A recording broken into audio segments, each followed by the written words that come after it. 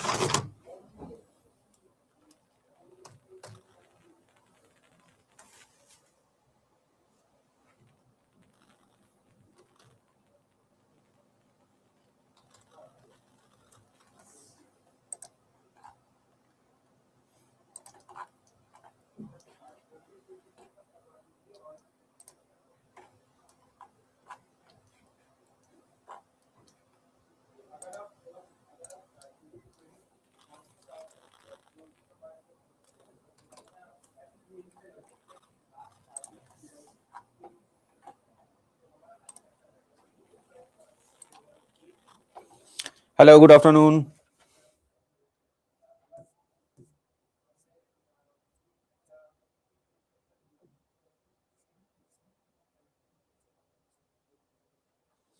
কেমন আছো সবাই? কালকে ক্লাস কেমন লেগেছিল? কি কি বুঝেছো, কিছু বোঝোনি বলো। আজকের ক্লাসটাই আমরা আবার করব। কালকে একটু অনেক ক্লাসটা ডিস্টার্বড হয়েছে, তো আজকে আমরা ওটা করে নেবো ঝটপট।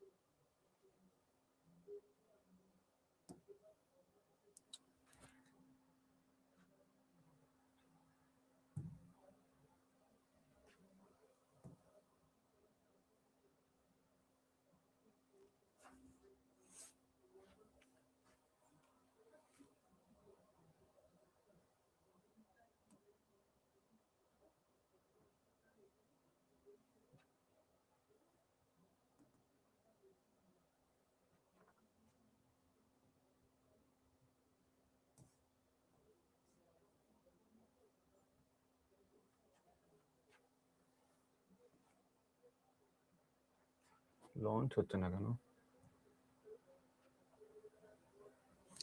বোর্ড কি ভিজিবল তোমাদের? দেখো তো। Good afternoon all, good afternoon. Board কি visible? Okay okay okay okay okay, just a moment, just a moment.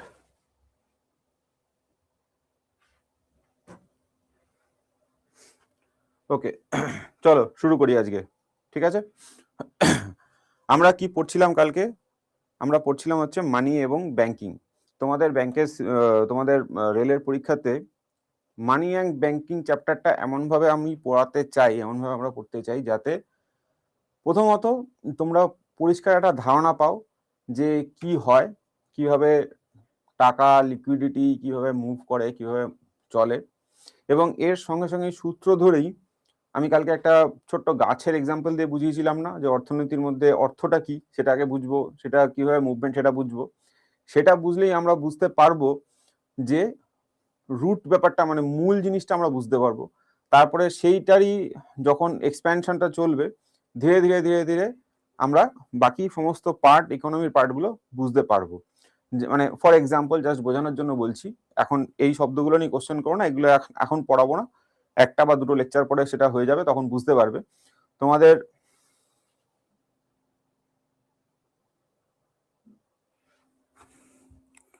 বলছে বোর্ড বড় করতে, বোর্ডে বড় হচ্ছে না কেন?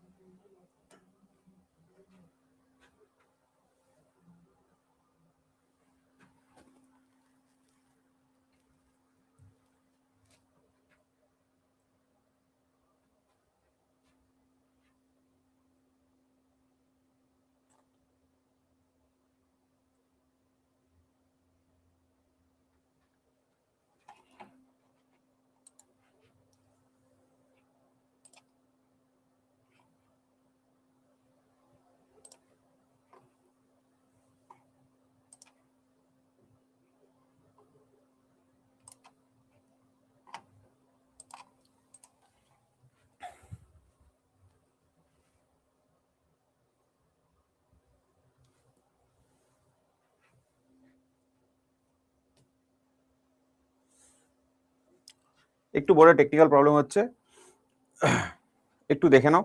হ্যাঁ, সবার সব দাবি মেটানো আছে, কোনো চিন্তা নেই, বাংলাতেও লেখা আছে, জাস্ট একটু দেখে নাও, জাস্ট একটু ক্লাসটা শুনে নাও। আমি তোমাদের সুবিধার জন্য জাস্ট বুঝিয়ে দিচ্ছি, যা ইংরেজিতে আছে বাংলাতেও সেম জিনিস আছে, ব্যাক টু ব্যাক রয়েছে। ঠিক আছে, প্রথমে বাংলায় রয়েছে, প্রথমে ইংরেজিতে রয়েছে, তারপরে বাংলাতে রয়েছে, একই জিনিস। ওকে, আমি ওসব জানি না, 75-100% সব আমি জানি না, জাস্ট আমি পড়াচ্ছি, জাস্ট পড়ে নাও। এখন চলো, এখন কেউ ক্লাসটাকে ডিস্টার্ব করো না, প্রচুর লম্বা একটা লেকচার হবে, 1:17 বাজে, 2টো অব্দি টাইম। যেটা পড়াবো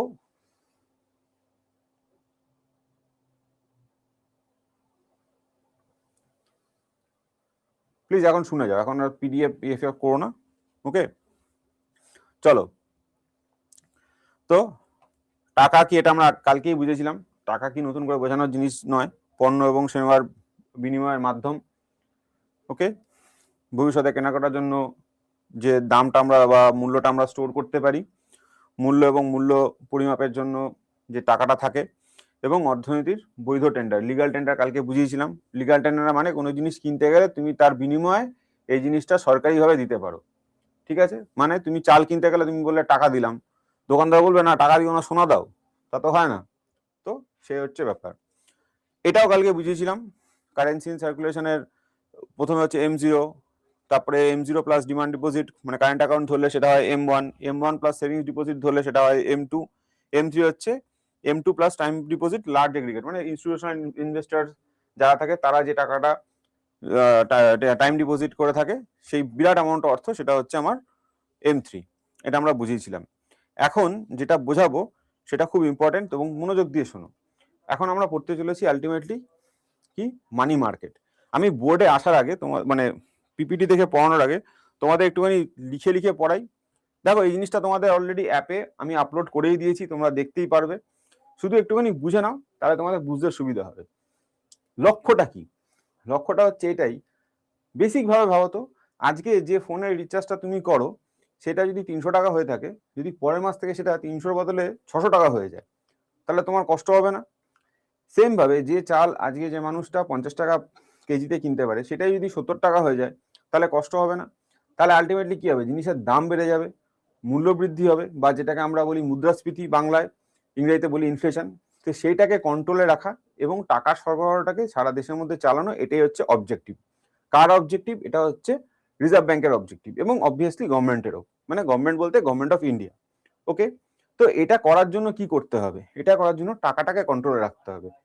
কেন স্যার? টাকা কন্ট্রোলে রাখলে কি কি হাতিগোড়া হবে টাকা কন্ট্রোলে রেখে? অয়ন্তিক, আমি 75% 100% ওগুলো বুঝতে পারছি না, তুমি একটু জাস্ট ক্লাসটা শুনে নাও, পিডিএফ দেওয়া আছে, পিডিএফ অনুযায়ী যা আছে সেগুলোই পড়িয়ে দেবো, তোমার কোনো অসুবিধা নেই। দেখতে পাচ্ছ না? আগে বুঝে নাও না, ওখানে ইংরেজি বাংলা সবেতে রয়েছে, ওটা দেখেই তোমরা পড়তে পারবে, আমার থেকে বুঝে নাও, ঠিক আছে? জাস্ট শুনে যাও। তো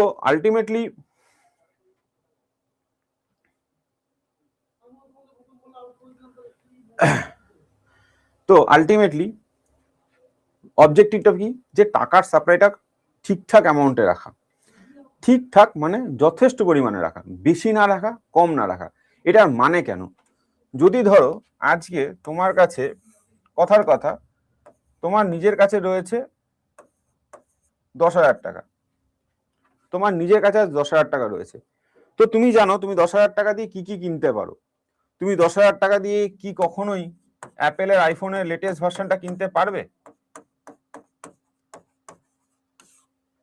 লেটেস্ট ভার্সন কিনতে পারবে না। আবার 10,000 টাকা আছে বলে তুমি কি না খেতে পেয়ে মারা যাবে? তুমি কি না খেতে পেয়ে মারা যাবে? সেটাও না। কিন্তু যদি তোমাকে হঠাৎ করে ফর নো রিজন কিছু না করে তোমাকে এই 10,000-এর বদলে দেখা গেল 10 লক্ষ দিয়ে দেওয়া হলো, 10 lakhs দিয়ে দেওয়া হলো, তখন মনে হবে আইফোন, আমি রয়্যাল এনফিল্ড কিনবো, আমি যা ইচ্ছা তাই কিনবো। তাহলে সমস্যা। কেন সমস্যা? তুমি তো না হয় রয়্যাল এনফিল্ড কিনলে, তুমি না হয় মোবাইল কিনলে, তুমি তো খুশি, এবং এই 10 লক্ষ টাকা করে যদি তোমার বদলে একজন, দুজন, তিনজন এরকম করে অনেকজনকে দিয়ে দেওয়া হয়, তাহলে কি হবে? তাহলে সবাই এরকম নিজের ইচ্ছা মতো জিনিসপত্র কেনা শুরু করবে। তাতে সমস্যা কি হবে? যখন দেখবে জিনিসের ডিমান্ড থাকে, চাহিদা থাকে, তখন কি হয়? জিনিসপত্রের দাম বেড়ে যায় না? খুব সহজ এক্সাম্পল, যে কোনো পুজোর সময় বা ফেস্টিভ সিজনে দেখবে ফুলের দাম বেড়ে যায় না? ফুল মানে ফ্লাওয়ার, সেই জিনিসের দাম বেড়ে যায় না? তাহলে কি হয়? যখন জিনিসের চাহিদা বাড়ে তখন দোকানদাররা কি করে, ব্যবসায়ীরা কি করে? তাহলে আমরাও জিনিসের দামটা বাড়িয়ে দিই। তাহলে যদি মানুষের কাছে টাকা থাকে তাহলে মানুষের চাহিদা বাড়বে, তাহলে মানুষ বেশি বেশি কিনবে, তাহলে মানুষ, দোকানদার শ্রেণী যারা, যারা ব্যবসায়ী শ্রেণী, তারা কি করে? যারা জিনিসের দাম বাড়াতে শুরু করবে। এটা শুধু ফুল দিয়ে বুঝলাম যাতে সহজে বুঝতে পারো। এবার ধরে নাও যদি বড় অ্যামাউন্টের টাকা থাকে, বড় অ্যামাউন্টের টাকা মানে যে অ্যামাউন্টের টাকাটার কিছু অংশ ডাউন পেমেন্ট করা যায় এবং বাকি টাকার ভরসায় একটা লোন নিয়ে নেওয়া যায়। কথার কথা, 10 লাখের মধ্যে 2 লাখ টাকা যদি 10 লাখ টাকা করে 10 লক্ষ জনকে দেওয়া হয়, তারা ইমিডিয়েট কি ভাববে? যাদের বাড়ি নেই তারা ভাববে ঠিক আছে আমি 10 লাখের মধ্যে 5 লাখ টাকা ডাউন পেমেন্ট করি, 2 লাখ টাকা ডাউন পেমেন্ট করি, বাকি একটা হোম লোন নিয়ে নিই।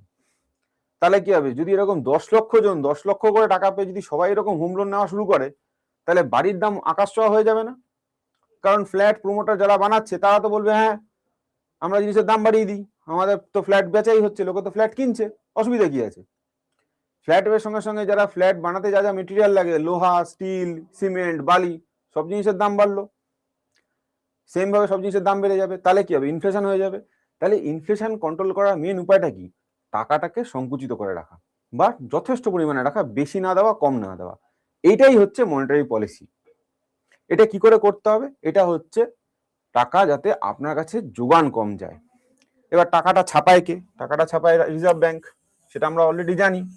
তাহলে রিজার্ভ ব্যাংক যদি মনে করে যে আমি টাকার সাপ্লাইটাকে কন্ট্রোল করব, সে কি তোমার বাড়িতে এসে বলবে? রিজার্ভ ব্যাংকের লোক এসে বলবে এই তোমার কাছে টাকা আছে, এই স্নেহা তোমার কাছে টাকা আছে, টাকা দিয়ে দাও, এই মহিমা তোমার কাছে টাকা আছে, টাকা দিয়ে দাও, জয়দীপ টাকা আছে, টাকা দিয়ে দাও, এরকম ভাবে বলবে কখনো? সেটা প্র্যাকটিক্যাল না, সেটা করতে পারে না।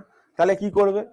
তাহলে করবে যেটা, সেটা হচ্ছে পাবলিক যেখান থেকে টাকা নিতে পারে সেই জায়গাটাকে কন্ট্রোল করে দাও, সেটাই উপায়। পাবলিক টাকা কোথা থেকে নেবে বাবা? পাবলিক টাকা নেবে ব্যাংকের থেকে। আমরা কি করি? আমাদের কাছে টাকা থাকলে আমরা কি করি? আমরা গিয়ে ব্যাংকের কাছে সেভিংস ডিপোজিট বা ফিক্সড ডিপোজিটের টাকা রাখি। যখন আমাদের টাকার দরকার আমরা তাদের কাছে গিয়ে লোন চাই, কারেক্ট? তো যদি ব্যাংকের কাছে টাকার সাপ্লাইটাকে আমরা কন্ট্রোল করে দিতে পারি, মানে অ্যাজ আমি রিজার্ভ ব্যাংকের হিসাবে বলছি, আমি যদি রিজার্ভ ব্যাংকের অ্যাসপেক্টে ভাবি, রিজার্ভ ব্যাংক যদি এটাই ভাবে যে আমি রিজার্ভ ব্যাংক, আমি যদি যেখান থেকে মানুষ টাকা ধার নিতে পারবে সেই জায়গাটাকে যদি কন্ট্রোল করে ফেলতে পারি, তাহলে আমার ইনফ্লেশন কন্ট্রোলে। তাহলে আমি কি করব? তাহলে আমি করব দুটো উপায়। এক, ব্যাংকের কাছ থেকে প্রথমে টাকা নিয়ে নেবো। ব্যাংকে বলো তুমি অত টাকা দিতে পারবে না, কি করব সেটা? ব্যাংকের কাছ থেকে একটা অ্যামাউন্টে টাকা নিয়ে নেবো। আর ব্যাংক যেভাবে ধার বাকি নেয়, ব্যাংক রিজার্ভ ব্যাংকের থেকে বা অন্য ব্যাংকের থেকে যেভাবে ধার বাকি নেয় সেই রেটগুলোকে আমরা কন্ট্রোল করে দেবো। তাহলে এইভাবে আমি ইনফ্লেশনটাকে কন্ট্রোল করতে পারবো। বোঝা গেল? এবার আসো এটাকে একটু ডিটেলে বুঝিয়ে দিই। তো যেটা হচ্ছে সেটাকে আমরা বলছি কি মনিটারি পলিসি।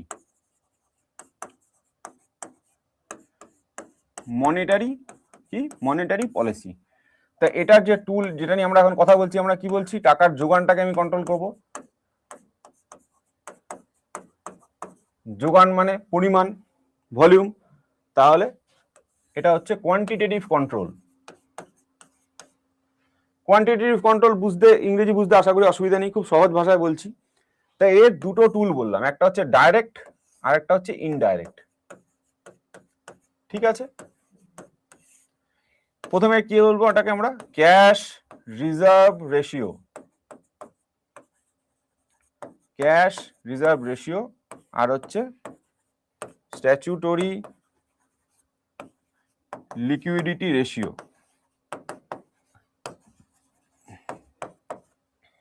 ওকে, শর্টে এটাকে বলা হয় সিআরআর, এটাকে বলা হয় এসএলআর। ঠিক আছে, কিচ্ছু লেখালেখির দরকার নেই, সব নোটে দেওয়া আছে, যথেষ্ট পরিমাণে নোটে দেওয়া আছে। তুমি চাইলে লেখো অথবা চাইলে শুধু শুনে যাও। দেখো আমার ক্লাসে কি হয়, আমি না খুব ডিটেলে বুঝিয়ে বুঝিয়ে পড়াই। তোমরা তো আমার প্রথম ক্লাস করছো, আমি খুব ডিটেলে বুঝিয়ে বুঝিয়ে পড়াই। আমার ক্লাসে সব থেকে সহজ উপায় হচ্ছে তুমি ক্লাসটাকে মনোযোগ দিয়ে শুধু শুনে যাও।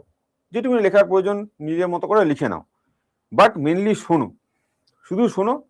তোমার পড়া এমনি ক্লাসে 50% আমি তৈরি করে দেবো, বাকি তোমার যেটা তোমার দরকার পিডিএফ এ দেওয়া আছে পড়ে নেবে।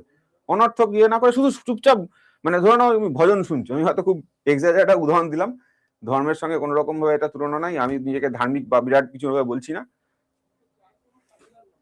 এই যে বোকা বাবা কোশ্চেন গুলো পিডিএফ কোথাও, তুমি একদিন ধরে ক্লাস করছো জানো না কোথায় পিডিএফ পাবে?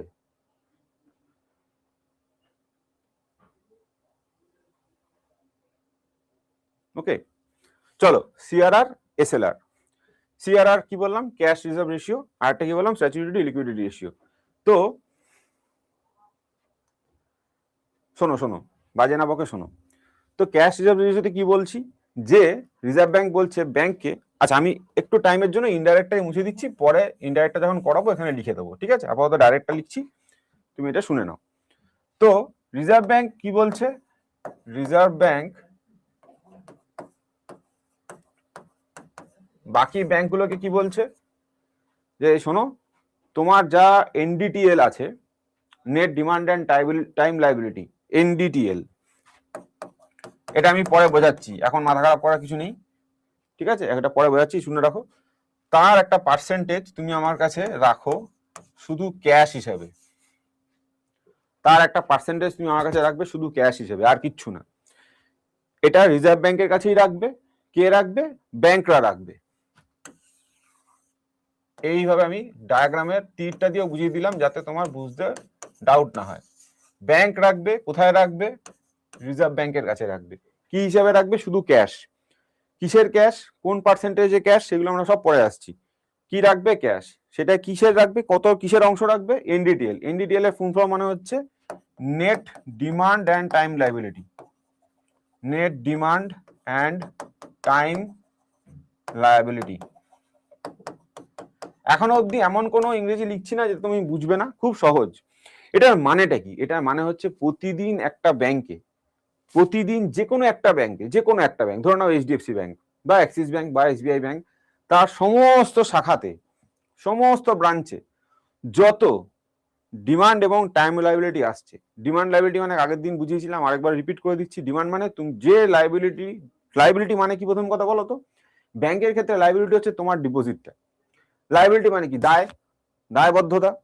তো ব্যাংকের কাছে তুমি যখন ডিপোজিট করো, সেভিংস অ্যাকাউন্ট রাখো বা ফিক্সড ডিপোজিট রাখো বা রেকারিং ডিপোজিট রাখো, ব্যাংক কি তোমার দায়বদ্ধ, কারণ তোমার ডিপোজিটের সঙ্গে তাকে ইন্টারেস্ট দিতে হবে। সেভিংস অ্যাকাউন্টে 2.5% দিক বা 3% দিক, ফিক্সড ডিপোজিটে 6.5% দিক তোমাকে দিতে বাধ্য। তো ডিমান্ড লাইবিলিটি মানে কি, তুমি যখনই চাইবে আমার সেভিংস অ্যাকাউন্টে 10 লাখ টাকা আছে আমি তুলে নেবো, ব্যাংক বড়দের তোমায় বোঝাতে পারে যে স্যার রাখুন, টাকাটা রাখুন, নেবেন না, হ্যানা ত্যানা, কিন্তু আলটিমেটলি তুমি টাকাটা তুললে এটিএম কার্ড দিয়ে বা ইউপিআই দিয়ে পেমেন্ট করলে ব্যাংক বারণ করতে পারে? বারণ করে? কখনোই না। টাইম লাইবিলিটিটা কি জিনিস? টাইম লাইবিলিটি হচ্ছে সময় মতো তোমাকে ইন্টারেস্ট সময় ফেরত দিতে হবে। Fixed deposit, recurring deposit, simple.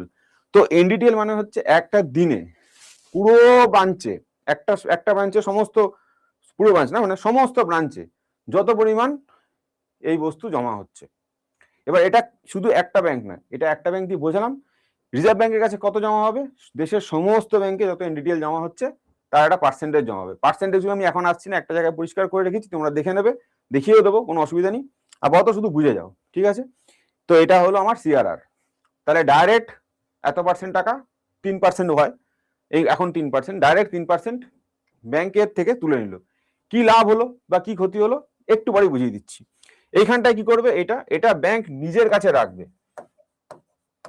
এটা ব্যাংক আরবিআই তে রাখতে হবে না, নিজের কাছেই রাখবে। কি ফর্মে রাখবে?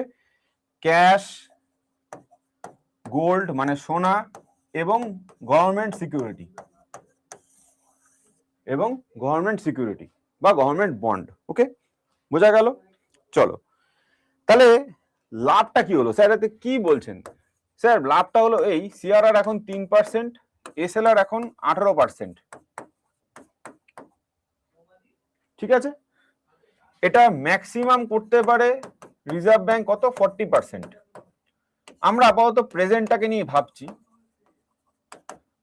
দেখো, একটা দিকে যখন আমি বললাম ব্যাংকের কাছে লায়াবিলিটি, আমার ডিপোজিট গুলো ব্যাংকের কাছে লায়াবিলিটি, কেন? আমাকে ইন্টারেস্ট দিতে হয়। তো আমাকে ইন্টারেস্টটা ব্যাংক দেয় কি করে? তুমি আমি যারা ফিক্সড ডিপোজিট ব্যাংকের সেভিংস অ্যাকাউন্ট রাখছি, সে তো আমরা টাকা রাখছি আমাদের ইন্টারেস্টের সুদটা পাবো বলে। ব্যাংক সেটা নিয়ে কি করে? ব্যাংক সেটা নিয়ে করে হচ্ছে এটাই, আমাদের মতোই কাস্টমারদের লোন দেয়। কারেক্ট? আমরা পার্সোনাল লোন নিই, হোম লোন নিই, এসেট্রা নিই, ভেহিকেল লোন নিই।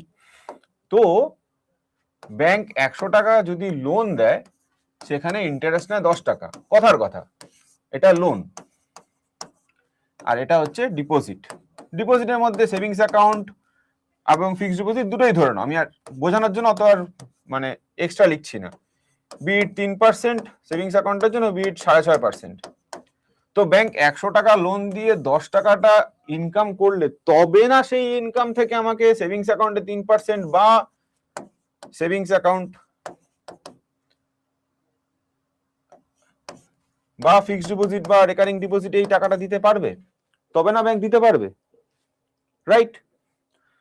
তো এই যে দুটো জিনিস হলো, 3% আরবিআই এর কাছে রাখতে বাধ্য ব্যাংকরা, আর এই 18% ব্যাংক নিজের কাছে রাখতে বাধ্য। তাহলে কি হলো?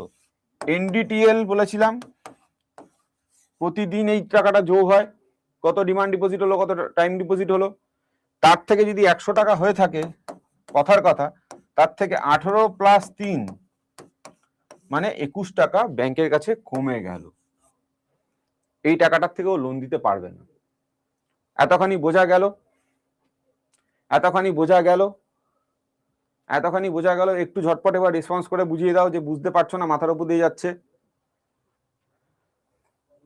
বুঝতে পারছো না, মাথার উপর দিয়ে যাচ্ছে।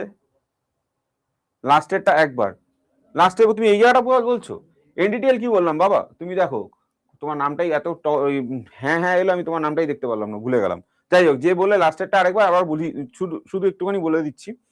এনডিটিএল মানে হচ্ছে একটা ব্যাংকে, মানে একটা ব্যাংক না, মানে দেশের সমস্ত ব্যাংকে একদিনে কত পরিমাণে fixed deposit, recurring deposit, current account, savings অ্যাকাউন্টে কত টাকা জমা পড়ছে। ঠিক আছে, 23 টাকা কেন হচ্ছে? তার মধ্যে 3 টাকা, 100 টাকা জমা পড়লো, তার মধ্যে 3 টাকা ডাইরেক্ট আরবিআই তে কোথায় দিতে হবে? ক্যাশ হিসেবে রাখতে হবে। সেটা হচ্ছে সিআরআর। এসএলআরটা কি? ক্যাশ, গোল্ড এবং গভর্নমেন্ট সিকিউরিটি হিসাবে রাখতে হবে। এটা কোথায় রাখতে হবে? এটা নিজের কাছে রাখতে হবে, within bank itself, within bank itself, ব্যাংকের নিজের কাছে রাখতে হবে। এটার মানেটা হচ্ছে এটাই যে এটা থেকে তুমি লোন দিতে পারবে না, ঠিক আছে? এটা থেকে তুমি লোন দিতে পারবে না। পুরোটা বুঝিয়ে দিলাম, আশা করি এতগুলো লোক যখন বুঝতে পেরেছে, সবাই বুঝতে পেরেছো। সুজাতা আড্ড কোথায় বুঝতে পারছো না যদি একবার স্পেসিফিক করে বলো তাহলে ভালো হয়, নইলে একবার শুনে নিও। খুব সহজে বুঝিয়েছি, না বোঝার মতো কিছু নাই। এটা হয়ে গেল। তাহলে কি এই যে সিআরআর এসএলআর হলো, এছাড়াও আর একটা জিনিসও থাকে, সেটা হচ্ছে রিফাইন্যান্স বলে একটা ব্যাপার থাকে, রিফাইন্যান্স ফেসিলিটি। সেটা তোমাদের এখন বোঝার জন্য, রেলের পরীক্ষার জন্য অতখানি মাথা খারাপ করে লাভ নেই, ঠিক আছে? যেটা দরকার নেই সেটা আমি পড়াচ্ছি না, যেটুকুনি বোঝানোর। ভাই এনডিটিএলটা আমি 4 বার বলে ফেললাম, না বোঝার মতো কি আছে?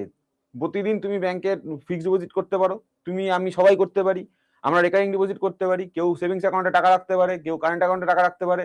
সারা দেশে যত ব্যাংক, যত শাখা, যত ব্রাঞ্চ আছে, সব ব্রাঞ্চে যত savings account, current account, fixed deposit, recurring deposit মিলে যত টাকা হচ্ছে, যত টাকা জমা পড়ছে, সেটাই হচ্ছে NDTL, net demand and time liability. Simple, বোঝা গেল?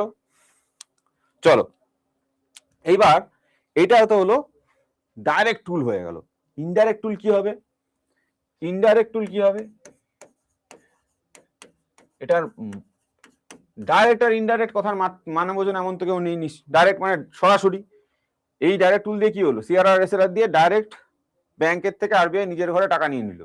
তাহলে ব্যাংকের কাছে এনডিটিএল এ জমা হয়েছিল 100 টাকা, এবার 100 টাকা থেকে 21 টাকা সরিয়ে দিল। এবার তুমি বাকি টাকা নিয়ে যা করার করো। শুধু তা না, এইবার ইনডাইরেক্ট টুলে যেটা করবে সেটা হচ্ছে যে টাকার প্রয়োজন সবার আছে, গভর্নমেন্টের আছে, ব্যাংকের নিজস্ব ব্যাংক মানে ব্যাংকেরদের রয়েছে, এবং এছাড়াও কোম্পানিদের রয়েছে। ধার তো সবাই নেয়, গভর্নমেন্ট অফ ইন্ডিয়াও ধার নেয়, টাকার দরকার, ধার নিচ্ছে। ডেফিসিট হয়েছে, রেভিনিউ ফিসকাল ডেফিসিট হয়েছে বা ডেফিসিট হয়েছে, টাকা ধার নিচ্ছে, ব্যাংকরা নিচ্ছে, কোম্পানিরা নিচ্ছে, সবাই নিতে পারে। তো কার কার জন্য কি কি ভাবে কি কি ইনডাইরেক্ট টুল আছে সেটা আগে একবার পড়ে নি। তো সবার আগে যেটা পড়বো সেটা হচ্ছে রেপো রেট। এটাই কালকে বলছিলাম, ঠিক আছে? যখন ব্যাংক ধার নেয় কার থেকে? আরবিআই এর থেকে। কি রেটে দেবে? রেপো রেটে দেবে। কতদিনের জন্য? 90 ডেজ। আপ টু, বা আরো ভালো করে এটা লেখা উচিত আমার, আপ টু। টাইম পিরিয়ড হচ্ছে যখন 90 দিন পর্যন্ত ধার নেবে।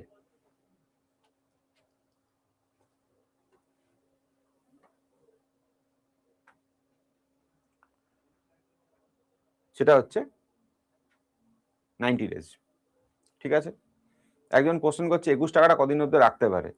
এটা প্রতিদিন এনডিটিএল যেটা হয় সেটা পার ডে হিসাব হয়, পার ডে হিসাবে 14 দিন অন্তর অন্তর আরবিআই এর কাছে ওই রিজার্ভটা জমা রাখতে হয়। ওটা আরবিআই এর কাছে জমাই থাকে, ওটা হচ্ছে রিজার্ভ, ঠিক আছে? এনডিটিএল 3% নয়। সত্যি কেউ ঠিকই বলে, তোমাদের কমেন্ট দেখাটা উচিত না। আমি দেখতে চাই এই কারণে যাতে তোমাদের ডাউটগুলো না থাকে। এখানে এনডিটিএল একবারও 3% বলেছি? এখানে লিখছি সিআরআরটা 3%, সিআরআর 3% বলছি, এনডিটিএল 3% কোথায় বলছি? মনোযোগ না থাকলে শুনো না, পরে রেকর্ডিং দেখো, ক্লাসে এসে ক্লাসকে ডিস্টার্ব করো না, মনোযোগ দিয়ে শোনো। পই পই করে রিপিট করছি যখন, এসবগুলো করো না, ঠিক আছে? আচ্ছা, রেপো মানে হচ্ছে রিপারচেস এগ্রিমেন্ট। রেপো কথার অর্থ হচ্ছে রিপারচেস এগ্রিমেন্ট।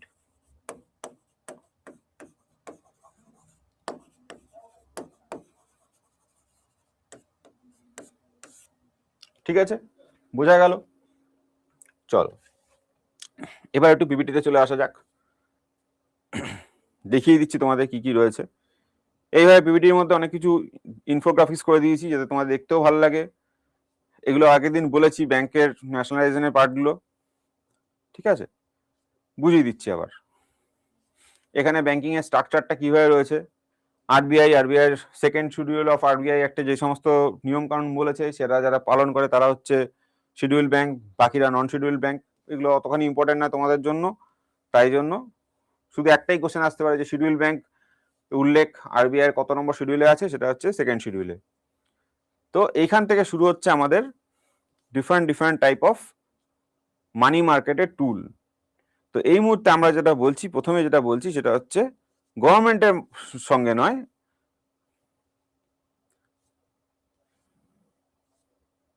সেটা হচ্ছে ব্যাংকদের মধ্যে কি ব্যাপার স্যাপার। এই যে ডাইরেক্ট টুল আর ইনডাইরেক্ট টুল বলা আছে। ডাইরেক্ট টুলস কোয়ান্টিটিভ কন্ট্রোলের যে জিনিসগুলো, প্রথমে ডাইরেক্ট টুল বললাম, এবার আসছে ইনডাইরেক্ট টুল। তো আপ টু 90 days হলো সেটা হচ্ছে repo rate. Marginal standing facility যদি একদিনের জন্য বড় করে সেটা হচ্ছে এমএসএফ। 91 থেকে 364 days হলে যেটা হয় সেটাকে বলা হয় ব্যাংক রেট। আর আরেকটা জিনিস আরবিআই করে সেটা হচ্ছে ওপেন মার্কেট অপারেশন, মানে মার্কেট থেকে গভর্নমেন্ট সিকিউরিটি কিনে নেওয়া বা বেচে দেওয়া। মার্কেট থেকে গভর্নমেন্ট সিকিউরিটি কিনে নেওয়া বা বেচে দেওয়া। তো মার্কেট থেকে গভর্নমেন্ট সিকিউরিটি কিনলে সেটাকে কোয়ান্টিটেটিভ টুল বলছেন কেন? কারণ কিনবে বা বেচবে কে? আরবিআই।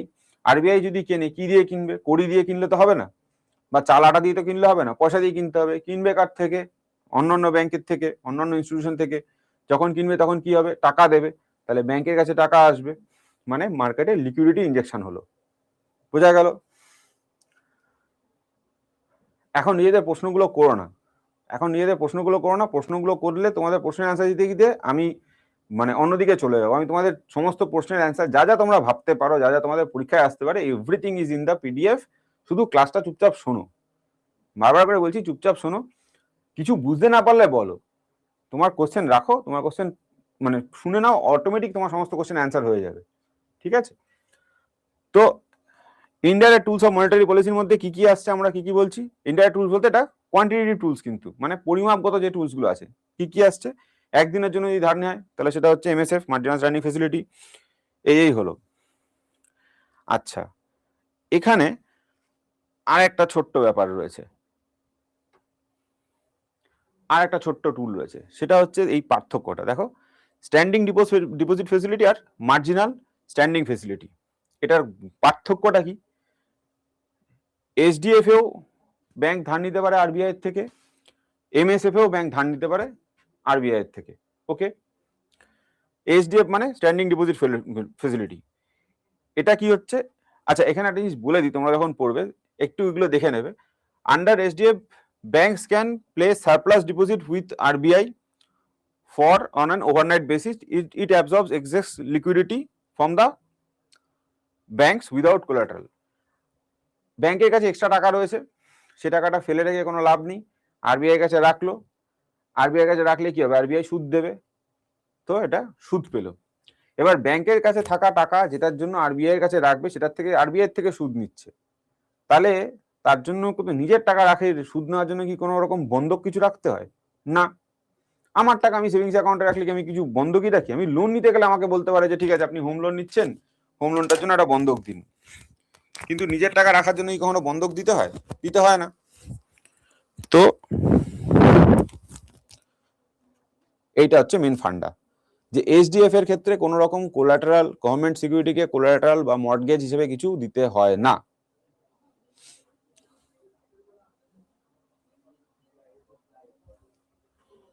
এমএসএফ এ কি হয়? এমএসএফ এ টাকার মানে আশু প্রয়োজন, মানে খুব তাড়াতাড়ি প্রয়োজন, ব্যাংকের লিকুইডিটি মেনটেন করতে পারছে না, তার জন্য ইমার্জেন্সি ব্যাপার, তার জন্য কি হয়? গভর্নমেন্ট সিকিউরিটিকে বন্ধক রেখে টাকা নেবে। বোঝা গেল? আচ্ছা, এইখানে আরবিআই এর এই পেজ, এটা আরবিআই এর ওয়েবসাইটের একটা স্ক্রিনশট তুলে নেওয়া হয়েছে। এখানটা তোমরা এই লেটেস্ট রেটগুলোকে দেখতে পারবে, আমি এখানে দিয়ে রেখেছি তোমাদের পিডিএফ এ। এই দেখো, পলিসি রেপো রেট কত, স্ট্যান্ডিং ডিপোজিট ফেসিলিটি কত, মার্জিনাল স্ট্যান্ডিং ফেসিলিটি কত, ব্যাংক রেট কত এবং রিভার্স রেপো রেট কত, এভরিথিং ইজ দেয়ার। ওকে, বোঝা গেল? বোঝা গেল? চলো চলে আসি আমরা। এবার এই যে দুটো জিনিস পড়লে, ডাইরেক্ট আর ইনডাইরেক্ট, এগুলো সব ধার বাকির যে পার্সেন্টেজ নিয়ে কথা হলো, তাই না? কত পার্সেন্ট রাখতে হবে, কতদিনের জন্য, আইদার পার্সেন্টেজ অথবা কি নিয়ে বললাম, সময়কাল। এই সবকটাই হচ্ছে দেখো সময়কাল। এমএসএফ মানে একদিন, রেপো মানে 90 ডেজ, ব্যাংক মানে হচ্ছে 90 ডেজের উপরে। তো এইগুলো হচ্ছে সময়কাল, এবং সময়কালের জন্য কি পার্সেন্টেজ হবে এইটা নিয়ে কথাবার্তা। এবার এই সময়কালের জন্য যে ধারটা নেবে সেটা কি দিয়ে নেবে, কোনো রকম একটা ডকুমেন্ট তো হতে হবে, কোনো প্রসেস তো হতে হবে। টাকা নেব এতদিনের জন্য সেটা নয় বুঝলাম, হ্যাঁ 91 দিনের জন্য টাকা নেব, 364 দিনের টাকা নেব, টাকা তো নেব বুঝলাম, রেট অফ ইন্টারেস্ট কত হবে সেটাও নয় বলা আছে, এখানে অলরেডি দেখিয়ে দিয়েছি। আরবিআই এটা ইয়ে করে দেবে, এখানে আরবিআই সাইটে লেখা আছে, সে নিয়ে কোনো অসুবিধা নেই। কিন্তু নেবে কি বেসিসে, মানে হোম লোন নিলে তো হোম লোনের ডকুমেন্ট থাকে, গাড়ির লোন নিলে তো ভেহিকেল লোন হয়, বাইকের জন্য 2 হুইলার লোন হয়, পড়াশোনার জন্য এডুকেশন লোন হয়। তাহলে এগুলোর জন্য কি কি হবে, আসো এবার সেটা বুঝে নিই। তাহলে এইগুলো হচ্ছে ইনস্ট্রুমেন্টস। এখন যেটা আমরা করব সেটা হচ্ছে ইনস্ট্রুমেন্টসটা বুঝবো, কি ইনস্ট্রুমেন্টের দ্বারা এরা লোনটা নেবে। তো এবার একটা একটা করে সবার কাছে সবাইকে বুঝতে শুরু করি, ঠিক আছে? এইখানে একটা ছোট্ট এইভাবে দিয়েছি, তোমাদের পিডিএফ এর মধ্যে এটা দেওয়া আছে, জানি না তোমরা এটা কালো হয়ে গেছে বলে তোমরা কতখানি ভালো বুঝতে পারছো। এখানে বুঝিয়েছি, দেখো আরবিআই হচ্ছে রেগুলেটর, একদম নিচে রয়েছে। এখানে 3টে পার্টি রয়েছে, দেখো আরবিআই এর সঙ্গে ডাইরেক্ট কন্ট্যাক্ট করবে এই 3টে party, either government of India or bank বা ফাইন্যান্সিয়াল ইনস্টিটিউশন অথবা কর্পোরেটস। মানে আরবিআই যে টাকার সাপ্লাইটা মার্কেটে করবে, এই 3টে পার্টি নিজেদের মধ্যে কন্ট্যাক্ট রয়েছে, either government of India loan নিচ্ছে, অথবা ব্যাংক লোন নিচ্ছে, অথবা কর্পোরেট গিয়ে ব্যাংকের থেকে লোন নিচ্ছে, এই গল্পটাই হবে, এর বাইরে গল্প নেই। তো এই গল্পটা এবার আস্তে আস্তে বুঝি যে কে কি গল্পতে চলবে বা কে কি ইনস্ট্রুমেন্টে নেবে। গভর্নমেন্ট অফ ইন্ডিয়া যখন লোন নেবে, তার কাছে 3টে ইনস্ট্রুমেন্ট আছে, এখানে লেখা আছে। এই এটাতে তুমি দেখতে পারলে দেখে নাও, কোনো অসুবিধা নেই, বাট বোঝানোর জন্য আমি সবকটা ডিটেলসে ইন ডিটেলস বলা আছে। একটা হচ্ছে টি বিল, টি বিলের ফুল ফর্ম হচ্ছে ট্রেজারি বিল। আর একটা হচ্ছে সিএমবি মানে হচ্ছে ক্যাশ ম্যানেজমেন্ট বিল। আর হচ্ছে WMA মানে ওয়েজ অ্যান্ড মিনস অ্যাডভান্স। ঠিক আছে, চলো এবার একটা একটা করে শুরু করি। আচ্ছা, এই স্লাইডটা একটু বুঝে নিচ্ছি। যখন আরবিআই ছাড়া ব্যাংকরা নিজেদের মধ্যে টাকার লেনদেন করে, ধরো সিআরআর মেনটেন করা, মানে যা স্লাইডটা এখানে রয়েছে বলে একটু বুঝিয়ে দিচ্ছি, নইলে পরে আবার স্লাইডটা হারিয়ে গেলে সমস্যা। এটা হচ্ছে পুরো হেডিংটা পরেই বুঝতে পারছো, money market part 1, money borrowed by banks from other banks other than RBI. এই যে একটু আগে সিআরআর এসএলআর বললাম, কখনো যদি ব্যাংকের কাছে টাকার শর্টেজ পড়ে থাকে, সিআরআর এসএলআর বা অন্য কিছু মেনটেন করার জন্য, তখন নিজেরা নিজেদের মধ্যে আদান প্রদান করতে পারে, সেটাও তো মানি মার্কেটের মধ্যেই না। তো সেই যে করে সেইগুলোকে কি বলে, সেটা আমরা টাইপস অফ মানি দিয়ে বুঝি। কল মানি মানে overnight loans between banks, notice মানে loan for 2 to 14 days, term money মানে 15 to 364 days। অনেক ওয়েট করো, টিবিলে আসছি, টিবিলের আগে এটা বুঝে নি, টিবিল আমরা ডিটেলসে পড়াবো, কোনো চিন্তা নেই। তো কল মানি মানে কি বললাম, নিজেরা ব্যাংক, দুটো ব্যাংকের মধ্যে যখন ট্রানজাকশন হচ্ছে, একদিনের জন্য ধার নিচ্ছে, তুমি বিপদে আপদে পড়লে বন্ধুকে ফোন করে কল করো না, যে বাবার অসুখ বা হাসপাতালে যেতে হবে, কোনো সমস্যা হলো কল করো, তো সেখান থেকে মনে রাখো কল মানি। নোটিস পিরিয়ড, যখন কেউ চাকরি ছাড়ে বা তাদের একটা নোটিস পিরিয়ড দিতে হয়, বা তোমার বাড়ির কাজের লোক যখন বলে যে আমি অন্য জায়গায় কাজ পেয়ে চলে যাচ্ছি, আমি করবো না, তুমি বললে না যে তুমি 15 দিন একটা লোক দেখে দাও, একটা নোটিশ দিতে বলে, নোটিশ পিরিয়ড 2 থেকে 4 দিন।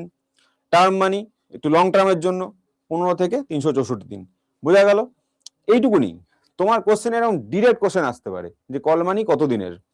ঠিক আছে, একটু ব্যাংক ঘাসা মনে হচ্ছে, কিন্তু একটু পরেই তুমি বুঝতে পারবে কেন এগুলো, এই চ্যাপ্টার দিয়ে শুরু করলাম, কেন এত ডিটেলসে আসছি।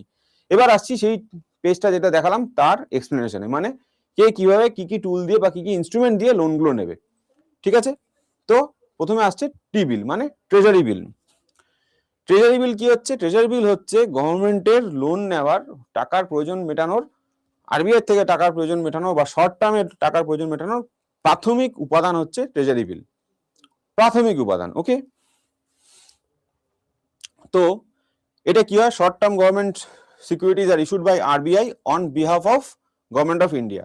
মানে গভর্নমেন্ট অফ ইন্ডিয়ার যখন টাকার প্রয়োজন হয়, সে আরবিআই কে বলে আমি আপনাকে বলছি আপনি ট্রেজারি বিল ইস্যু করুন।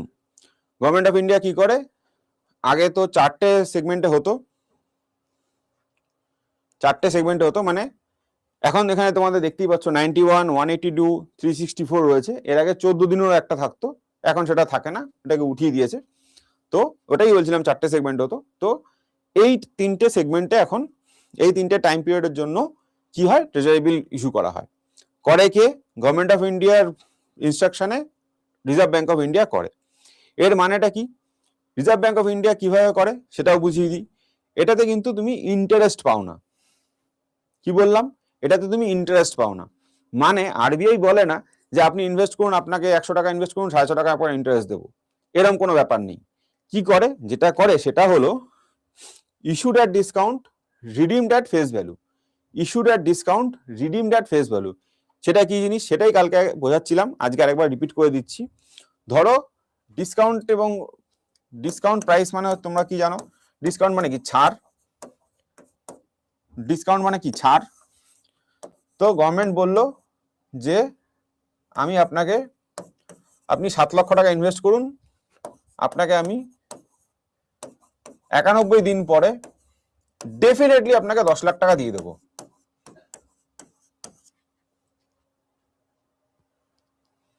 ম্যাচুরিটি ভ্যালু বলাটা ভুল, ম্যাচুরিটি ভ্যালু বলাটা টেকনিক্যালি ভুল। ম্যাচুরিটি ভ্যালুটা তুমি ইউজ করতে পারো যখন তোমার ইন্স্যুরেন্স ম্যাচিউরড হয়। দেখবে ইন্স্যুরেন্সের জন্য বলা হয় যে ইন্স্যুরেন্সের ম্যাচুরিটি পাওয়া গেছে। এখানে ম্যাচুরিটি ভ্যালু কথাটা বলাটা টেকনিক্যালি ভুল, ঠিক আছে?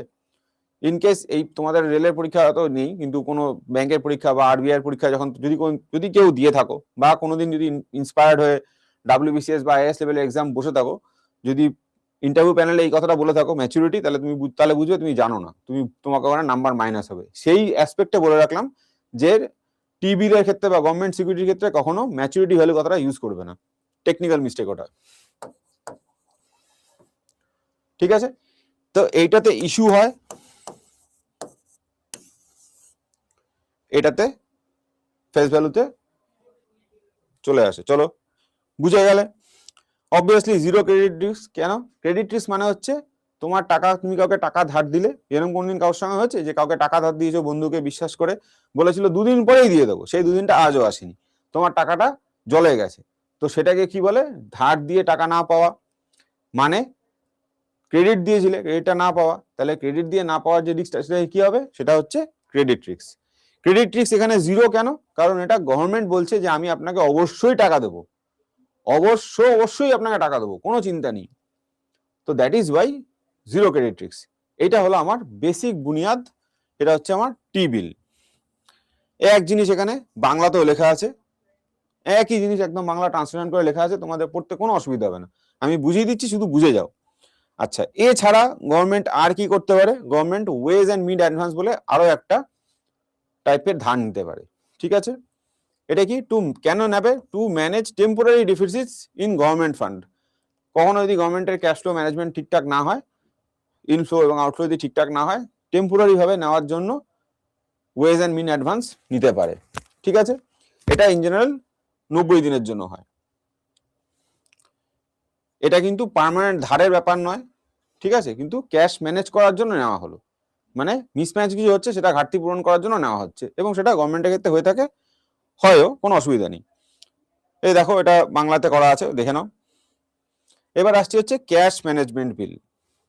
আচ্ছা, একটা জিনিস এখানে লেখা নেই, এটা তোমাদের আমি আপডেট করে দেব, বা তোমরা একটু এই পয়েন্টটা লিখে রাখো। টি বিলের এই একটা ইম্পর্টেন্ট পয়েন্ট, এটা তোমাদের পরীক্ষায় আসতে পারে, শুধু না আসার মতো, এবং এসেওছে একবার। সেটা হচ্ছে টি বিলের মিনিমাম অ্যামাউন্ট হচ্ছে 25,000 টাকা।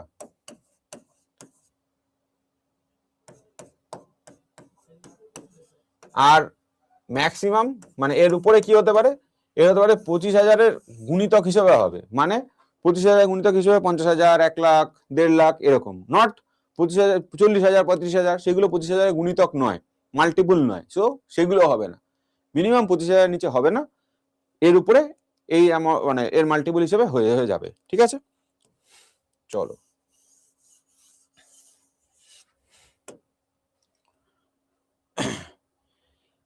ওয়েজ অ্যান্ড মিড অ্যাডভান্স বলে দিলাম। চলো, ক্যাশ ম্যানেজমেন্ট বিল বলে দিলাম। সিমিলার টু ট্রেজারি বিল, ঠিক আছে?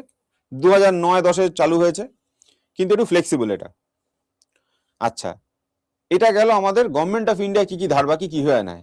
গভর্নমেন্ট অফ ইন্ডিয়া ছাড়া ব্যাংকদেরও প্রয়োজন হতে পারে, তাহলে ব্যাংকরা কি কি, ব্যাংক বা ফাইন্যান্সিয়াল ইনস্টিটিউশন কিভাবে নেবে, সেটা হচ্ছে সার্টিফিকেট অফ ডিপোজিট। একটা ডিপোজিট সার্টিফিকেট দিয়ে দেবে যে আপনি আমার এখানে টাকা ইনভেস্ট করুন, আমি আপনাকে বদলমে রিটার্ন দেবই দেব। ঠিক আছে, সেটার মিনিমাম হচ্ছে 1 লাখ, মাল্টিপল 1 লাখের উপরে, যেরকম বললাম সেরকম। ম্যাচুরিটি কি, মিনিমাম হচ্ছে 7 দিন, ম্যাক্সিমাম হচ্ছে 1 বছর। কাদের জন্য? ব্যাংকদের জন্য, এবং এছাড়া ফাইন্যান্সিয়াল ইনস্টিটিউশন যারা থাকে তাদের জন্য 1 বছর থেকে 3 বছর। ঠিক আছে, same issued at discount, redeemed at face value. ওই যে এরকম বললাম 7 লাখ এবং 10 লাখ সেমই। এবারে আসছি যখন কোম্পানির টাকার দরকার হবে তখন কি চলবে? কোম্পানিরও তো টাকার দরকার হতে পারে, তো কোম্পানি কি করবে? কমার্শিয়াল পেপার দিয়ে সেটা করবে। যেহেতু কোম্পানির, তাই জন্য এটাতে আমরা খুব একটা ভরসা পাবো না, তাই জন্য এটা অসুরক্ষিত, মানে আনসিকিউরড। ব্যাংকেরটা সিকিউরড, এটা unsecured. Time period minimum 7, maximum 365 দিন। এটার মিনিমাম ইস্যুটা হচ্ছে, মিনিমাম অ্যামাউন্ট হচ্ছে 5 লাখ, 5 লাখের নিচে করা যায় না। তাহলে এইগুলো আমরা বুঝে গেলাম। এবার স্যার এত তো বোঝালেন, খায় না মাথায় দেয়, কোশ্চেন কি আসবে রেলের পরীক্ষা এটা আগে বলুন। এটা তোমার কোশ্চেন হতে পারে, প্লাস এটাও কোশ্চেন হতে পারে যে স্যার এইসব তো বললেন, এগুলো করে কারা, করবেটা কি? তো আসো সেটা বোঝাই। এই রেটস থেকে কোশ্চেন আসার মতো, এখন কত রেট চলছে সেটা কোশ্চেন আসার মতো, বিশেষ করে রেপো, রিভার্স রেপো, এগুলো। আচ্ছা, এবার দেখাই এটা বানায় কারা। রিজার্ভ ব্যাংকের আন্ডারেই একজনের একটা কমিটি থাকে, সেটাকে বলে মনিটারি পলিসি কমিটি। এরা এটা তৈরি করে। ঠিক আছে, ম্যাক্স অ্যামাউন্ট বলে কিছু নেই। গভর্নমেন্টের যত টাকা দরকার, গভর্নমেন্ট বললো 2 লক্ষ কোটি টাকা দরকার, তো টি বিল ছাপিয়ে দাও, ছাপিয়ে দেবে রিজার্ভ ব্যাংক, কি যায় আসে? রিজার্ভ ব্যাংক ছাপাবে 25,000 মাল্টিপলে ছাপিয়ে দেবে। এবার সেটা যার দরকার, যে যে ব্যাংক চাইবে সে ইনভেস্ট করবে। বোঝা গেল? চলো, ইনকেস তোমাদের মনে হচ্ছে যে টি বিল দিয়ে হবেটা কি, ইনফ্লেশনটা কন্ট্রোল কিভাবে হবে? যেই গভর্নমেন্ট টি বিল ছাড়বে, টি বিল কি বললাম 25,000 মাল্টিপল। এবার 25,000 মাল্টিপল বলে ধরো এটা তো 25 কোটি টাকাও হতে পারে, বা 25,000 কোটি টাকাও হতে পারে। ইনফ্লেশন কিভাবে কন্ট্রোল করবে এক্ষুনি ছোট্ট করে বুঝে নাও। এত কোটি টাকা যদি টি বিল ছাপায়, এটা মানে কি চলেছে? এটা ডিসকাউন্টে চলেছে, সরি এভাবে বোঝাই। যে বললো এত কোটি টাকা আমার আপনি ইয়ে করুন, ইস্যু করুন, তো এখানে যেই এটা বলবে টি বিলটা ছাপাবে কে? এখান থেকে তো গভর্নমেন্টের রিকোয়ারমেন্ট, এটা ছাপাবে কে? আরবিআই। আরবিআই যেই ছাপাবে, আরবিআই থেকে কিনবে কারা? Bank, financial institution, NBFCs, public investor, মানে তুমি আমরাও কিনতে পারি চাইলে, যদি জেনে রাখো, যদি চাও কিনতেও পারো। তাহলে আমরা কিনবো, আমাদের থেকে বা ব্যাংকের থেকে টাকাটা আরবিআই ঘরে গেল, তার মানে কি আমাদের কাছে টাকাটা কমলো। আমাদের কাছে টাকা কমলো মানে কি আমাদের ক্রয় ক্ষমতা কমলো, তাহলে আমরা হাবিজাবি জিনিস কিনতে যাব না। সিম্পল ব্যাপার। চলো,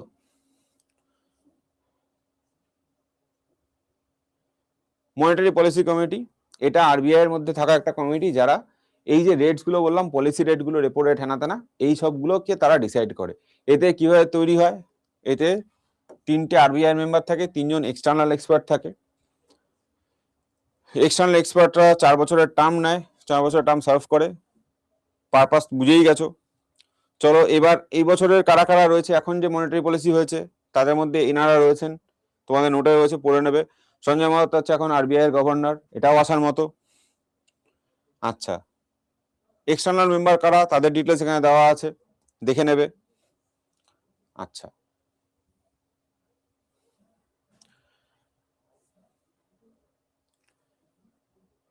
গভর্নমেন্ট,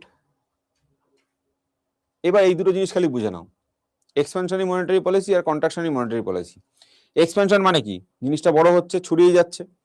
তো মার্কেটে যদি ইনফ্লেশন কমে যায়, যেটা এবছরের Q2 হয়েছিল, Q2 মানে আমরা ফাইন্যান্সের জগতের লোকরা, ফাইন্যান্সে যারা জানো তারা বুঝবে যে ক্যালেন্ডার ইয়ার তো শুরু হয় কবে থেকে? জানুয়ারি থেকে ডিসেম্বর। কিন্তু ফাইন্যান্সের হিসাবপত্রগুলো, বুক কিপিং বা অ্যাকাউন্টিং যেটা হয় সেটাকে বলি আমরা ফাইন্যান্সিয়াল ইয়ার। এটা শুরু হয় এপ্রিল থেকে মার্চ অব্দি চলে। বছরে কত থাকে? 12 মাস। কোয়ার্টার মানে কি? 4 ভাগের 1 ভাগ। তো 4 ভাগ করে করে নেওয়া হয়। তাহলে এপ্রিল, মে, জুন, এপ্রিল টু জুন এটা হচ্ছে কোয়ার্টার 1। জুলাই, অগস্ট, সেপ্টেম্বর এটা হচ্ছে আমার কোয়ার্টার 2। অক্টোবর, নভেম্বর, ডিসেম্বর এটা হচ্ছে আমাদের কোয়ার্টার 3। জানুয়ারি, ফেব্রুয়ারি, মার্চ এটা হচ্ছে আমাদের কোয়ার্টার 4। তো অ্যাকর্ডিং টু রিপোর্টস, এই কোয়ার্টার 2 থেকে কোয়ার্টার 3 এর হাফ পর্যন্ত ভারতবর্ষে ইনফ্লেশন প্রচুর কমে গেছিল। ইনফ্লেশন কমে গেলে কি সমস্যা? ইনফ্লেশন কমে গেলে সমস্যা কি বলছেন? ইনফ্লেশন কমলে তো আমাদের সমস্যা কোথায়? কি ভুলভাল পড়াচ্ছেন আপনি? মনে হচ্ছে না এটা? মানে তো ইনফ্লেশন মানে তো এইমাত্র বললেন মুদ্রাস্ফীতি, জিনিসপত্রের দাম কমে যাওয়া তো ভালো, আমার তো জিনিস কিনতে সুবিধা হবে। নিশ্চয়ই তোমার জিনিস কিনতে সুবিধা হবে, সমস্যাটা হবে অন্য জায়গায়। কোন জায়গায় সমস্যা হবে স্যার? এই জায়গাটাতে যে বিজনেসম্যান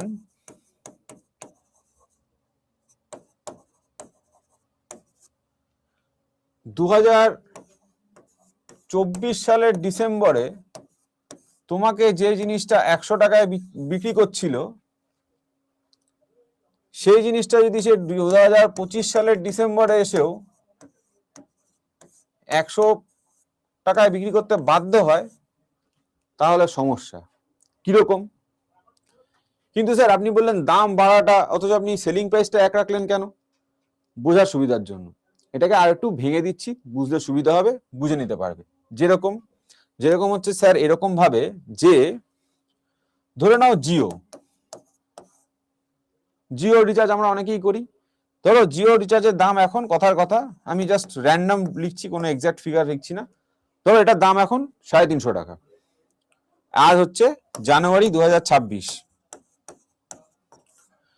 যদি জানুয়ারি 2027 সালেও যদি 350 টাকায় রিচার্জ থাকে, তাহলে তুমি খুব খুশি, খুব ভালো, আমাদের খরচা বাড়ছে না। এখনো যা খরচা করছি 2 বছর পরেও তাই খরচা করব। কিন্তু এই 26 থেকে 27 এই 2 বছরে কি তেলের দাম বাড়বে না? জিনিসপত্রের দাম বাড়বে না? লোকের মায়নাটা না বাড়ালে চলবে কি করে? কারণ আমাদের খরচা হবে, আমাদের খরচাটা বাড়তে হবে, খরচাটা বাড়বেই। কারণ জিও রিচার্জ করে করে আমার না হয় অনেক লাভ হয়, কিন্তু যদি দামটা না বাড়াতে পারে এই কোম্পানিটা কি চলবে? কারণ এর তো কস্টিংটা বেড়ে যাবে। একেবারেই ভালো হবে না মৌমিতা সরকার, একেবারেই ভালো হবে না, একেবারেই ভালো হবে না। কারণ এর তো কস্টিং বাড়ছে, তাই না? তাহলে এ কি সাস্টেন করতে পারবে? যদি দাম একে সেম জায়গাতেই রাখতে হয়, তখন এ কি করবে? এ বলবে তাহলে কি করব? তাহলে আমি আমার এমপ্লয়মেন্টকে কমাবো,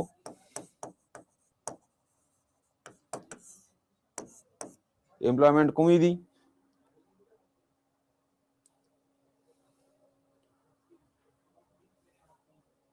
তাই না? বা মানে সে অত অব্দি যাবে না, আমি জাস্ট বোঝানোর জন্য এত কিছু বোঝালাম, বোঝানোর জন্য বুঝিয়ে দিলাম, ঠিক আছে? তো এইটা হচ্ছে ব্যাপার। তাহলে কি দরকার? তাহলে জিনিসের দামটাকে কন্ট্রোলে রাখা দরকার। বেশি বাড়তে দিলে আমাদের কষ্ট, একদম না বাড়লে ব্যবসা বাড়বে না, ব্যবসাই চলবে না, ব্যবসা না চললে আরো ক্ষতি, লোকের চাকরি যাবে।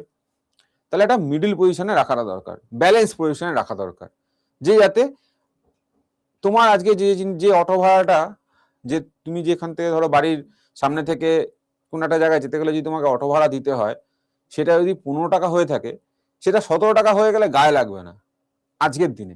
কিন্তু কালকে থেকেই বলবে না 15 টাকা অটো ভাড়া, 25 টাকা নিয়ে যাওয়া হবে না দাদা, তখন তোমার মনে হবে একদম চলছে না, তাহলে আমি অটোয় যাবো না, কষ্ট করে একটু বাসে যাবো। শোনো, এই সোনার দাম যেটা পড়াচ্ছি সেটা শোনো, পড়ার বাইরে হাবিজাবি বকবে, একবার ব্লক করা শুরু করবো। সোনার দাম কমন তোমাকে এখন কেউ জিজ্ঞেস করতে আসেনি, সোনার দাম নিয়ে কথা হচ্ছে না।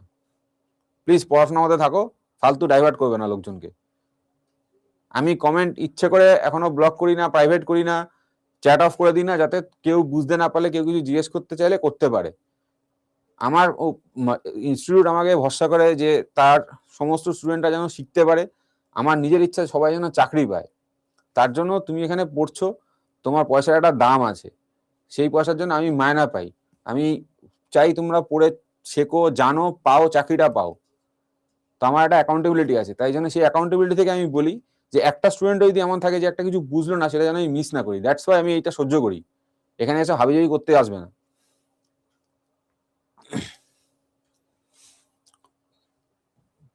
তো আসো বাকিটা এবার বোঝার চেষ্টা করি।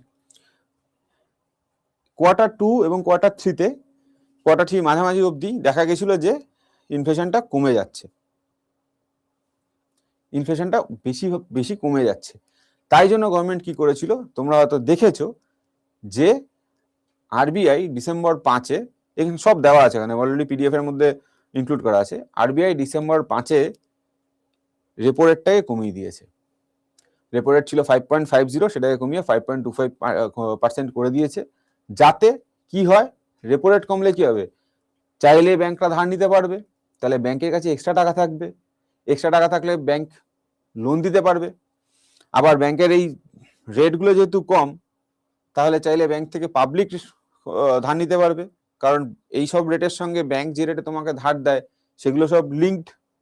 এবার সেগুলোর বেশি ডিটেলসে আমি পড়াচ্ছি না, কেননা তোমাদের অতক্ষণই হয়তো প্রয়োজন হবে, না হতেও পারে, তাই জন্য এটুকুনি বলছি। তো এটা হলো এক্সপেনশনারি মনিটারি পলিসির উদাহরণ। এখানে কি হবে, সম্প্রসারণমূলক মুদ্রা অর্থনীতিতে কি হবে, একই জিনিস লেখা আছে, সুদের হার হ্রাস, এই যে রেট হার, এগুলো একই কথা লেখা আছে, যেটা তোমাকে এতক্ষণ ধরে বোঝালাম। ঠিক আছে, হাউ ইট ওয়ার্কস, এই যে লোয়ার ইন্টারেস্ট রেট, এটা কিভাবে কাজ করে, নিম্নগামী সুদের হার, যে রেটটাকে রাখবে সেই রেটটাকে কমিয়ে দেবে। ওপেন মার্কেট অপারেশন করবে, কি করবে, ওপেন মার্কেট অপারেশন করবে। ওপেন মার্কেট অপারেশন মানে গভর্নমেন্ট সিকিউরিটিগুলোকে কি করবে, কিনে নেবে। ওএমও, ওপেন মার্কেট অপারেশন, এটার মানে হচ্ছে গভর্নমেন্ট সিকিউরিটি বলতে সেই এগুলোকেই বলে যেগুলো একটু আগে দেখলে, পড়লে, treasury bill. For example, private একটা ব্যাংকের কাছে ধরো একটা ট্রেজারি বিল কেনা আছে, 364 দিনের একটা ট্রেজারি বিল, যেটা কেনা হয়েছিল 7 লাখ টাকাতে, 10 লাখ টাকাতে সে পাবে। এবার এই রকম জিনিসগুলোর মধ্যে নিশ্চয়ই ট্রেডিং হয়, কারণ আজকে যদি জানুয়ারির 1 তারিখে কোনো ট্রেজারি বিল ছাপানো হয়ে থাকে, সেটা যদি আমি আজ কিনে থাকি, আমি জানি 7 লাখ টাকা আমি কিনেছি, আমি 10 লাখ টাকা বছরের শেষে পাবো। কিন্তু আমার ফেব্রুয়ারি মাসে গিয়ে মনে হলো আমার তো এখন দরকার 7.5 লাখ টাকা, আমার কাছে 50,000 টাকা ইমিডিয়েট দরকার, আমি সেই টাকাটা সেই ট্রেজারি বিলটা বেচে দিতে পারি তোমাকে। তুমি বলবে বাহ ভালো তো, ও 7 লাখ টাকায় কিনেছিল, আমি ওর থেকে 7.5 লাখ টাকায় কিনে নিচ্ছি, 50,000 টাকা আমার যাচ্ছে, 7.5 লাখ টাকা আমার যাচ্ছে, কিন্তু বছরের শেষে তো আমি 10 লাখ টাকা পেয়ে যাবো এবং সিকিউরড, তাহলে আমি কেন কিনবো না, নিশ্চয়ই কিনবো। তাহলে এইগুলো ট্রেডেড হয়। এই ট্রেডিং গুলোর থেকে যখন গভর্নমেন্ট আবার মনে করে যে মার্কেটে নতুন টাকা দেব, তখন কি করবে, ওপেন মার্কেট অপারেশন, মানে রিজার্ভ ব্যাংক কিনতে শুরু করবে এইরকম গভর্নমেন্ট সিকিউরিটিগুলোকে। গভর্নমেন্ট সিকিউরিটিগুলো কিনলে কি হবে, আমার তোমার মতো এবং ইনস্টিটিউশনাল ইনভেস্টর বা ফাইন্যান্সিয়াল যে ইনস্টিটিউশনগুলো রয়েছে, তারা কি করবে, তারা ঠিক আছে নিয়ে নিন, 7 লাখ টাকা কিনেছিলাম, বছরের মাঝামাঝি আছি, এখন আমাকে 8 লাখ টাকা দিন, আপনি নিয়ে নিন। কেন, আমি তো 8 লাখ টাকা পেয়ে গেলাম। এই হচ্ছে গল্প, বোঝা গেল? আশা করি বুঝাতে পারছি। দেখো, গল্পের মধ্যে দিয়ে পড়ো, সব খুব আরামসে বুঝতে পারবে। ইকোনমিতে অনেক টার্ম ফার্ম আছে, বেশি তামঝাম বুঝতে গেলে মাথার উপর দিয়ে যাবে, গল্পের মতো করে পড়ো। আচ্ছা, এইগুলো হচ্ছে কারেন্ট অ্যাফেয়ার্স। আমি তোমাদেরকে এমনভাবে ডকুমেন্ট বানিয়ে রেখেছি, তোমাদের অলরেডি পিডিএফ আপলোড করে দেওয়া আছে, দেখলে বুঝতে পারবে যে এইগুলো হচ্ছে আসার মতো কোশ্চেন। এত লম্বা চওড়া কাহিনী বলার গল্পটা হচ্ছে এখান থেকে। আমি আবার বলছি, আমার সঙ্গে ফালতু কথা বলো না, আমার প্রুডেন্স নিয়ে, আমার বিচক্ষণতা নিয়ে বেশি আমাকে জাজ করো না। এখানে সব দেওয়া আছে, পিডিএফটা নিজে খুলে দেখেছো কি? ফালতু কথাবার্তা বলো না। পিডিএফ এর মধ্যে অলরেডি এমসিকিউ টেমসিকিউ সব দেওয়া আছে। ক্লাসের মধ্যে যেটা বুঝতে পারবে না সেটা নিয়ে খালি জিজ্ঞেস করবে, এই করুন, ওই করুন, হ্যান করুন, ত্যান করুন, এসব কোনো কথা বলবে না, ঠিক আছে? শিউলি থেকে বলছি। দেখো, RBI Katz repo rate by 25 bps to 5.25% as inflation provides headroom. ঠিক আছে। আচ্ছা, এটা দেখো ডিসেম্বর 30-এর আরবিআই এর পেজের খবর। তোমরা যদি দেখতে না পারো আমি তোমাদের বড় করে দেখাচ্ছি। দেখো ডিসেম্বর 30, 2025 আরবিআই কি করেছে, ওএমও ক্রয় মানে open market operation purchase, OMO sale নয়, ওএমও পারচেস করেছে, এই সিকিউরিটিগুলোকে কিনেছে। এতে 50,000 কোটি টাকা, এই দেখো 50,000 কোটি টাকার ক্রয় হয়েছে। আচ্ছা, কন্ট্রাকশনারি মনিটারি পলিসি মানে কি? ঠিক opposite, write the opposite. Expansion মানে কি? ইনক্রিজ করছে। কন্ট্রাকশনারি মানে ঠিক অপোজিট হবে। তো যা যা করা দরকার কি করবে? এক্সপেনশনারিতে কি করেছিল? সুদের হার কমিয়েছিল। কন্ট্রাকশনারিতে কি করবে? বাড়িয়ে দেবে। তখন কি করেছিল? এক্সপেনশনারিতে ওপেন মার্কেট অপারেশন পারচেস করেছিল, এখানে কি করবে? সেল করবে। সেল করলে কি হবে? গভর্নমেন্ট, আরবিআই বেচছে, গভর্নমেন্ট সিকিউরিটি বেচছে, প্রাইভেট ব্যাংক থেকে আরম্ভ করে, কমার্শিয়াল ব্যাংক থেকে আরম্ভ করে, সরকারি ব্যাংক সবাই মিলে কি করবে? কিনতে শুরু করবে। তুমি আমি কিনতে শুরু করব। কেন কিনবো? লাভের আশায়। 7 লাখ দিয়ে 10 লাখ টাকা পাবো, কথার কথা। তাহলে কি হবে? আমাদের থেকে টাকাটা বেরিয়ে যাবে। আমাদের টাকাটা বেরিয়ে গেলে কি আমাদের কাছে এক্সেস পয়সা থাকবে না। এক্সেস পয়সা না থাকলে কি হবে? ইনফ্লেশন বাড়ানোর জন্য আমরা খরচা করতে পারবো না। খরচা বেশি না করলে কি হবে? জিনিসের দাম কমে যাবে, দাম বাড়তে পারবে না, তারপরে দাম কমবে। সেম জিনিস, এটাই এখানে লেখা আছে। উচ্চতর ঋণের হার, হ্যান ত্যান, সব একই জিনিস, একই গল্প, পুরোটা বুঝিয়ে দিয়েছি, এখানেই রয়েছে, গল্পের মতো করে বোঝো। আচ্ছা, এবার আসছি কিছু ইম্পর্টেন্ট জিনিস যেগুলো তোমাদের এই টপিক থেকে বা মানি অ্যান্ড ব্যাংকিং, আরবিআই, এগুলো থেকে তোমাদের সামনের মাসে যদি রেলের গ্রুপ ডি পরীক্ষা হয় আসার মতো আমার মনে হয়েছে, দেখে রাখতে পারো এবং আসতেও পারে। কি? জাতীয় রাজধানী অঞ্চল দিল্লির সাথে আরবিআই চুক্তি হয়েছে, সেখানে যেটা 9 জানুয়ারি 2026 থেকে কার্যকর হয়েছে, যে ভারতীয় রিজার্ভ ব্যাংক এই অঞ্চলের ব্যাংকিং ব্যবসাটা, পুরোপুরি ব্যাংকিং ব্যবসা পরিচালনা করবে। আমি তোমাদের সুবিধার জন্য এটা বাংলাতে দিয়েছি, ইংরেজিতে দিইনি। আরবিআই সাইটে গেলে তুমি ইংরেজিতে পাবে, আমি ট্রান্সলেট করে বাংলাতে দিয়েছি যাতে তোমাদের বুঝতে সুবিধা হয়। ঠিক আছে, এটা একটা এমসিকিউ গেল আসার মতো। আচ্ছা, 9 জানুয়ারির আরেকটা জিনিস একটু আগে কি বললাম, এই যে ওয়েজ অ্যান্ড মিন অ্যাডভান্স, দেখতে হয়তো পারছো না, বড় করে দিই, দেখতে সুবিধা হবে।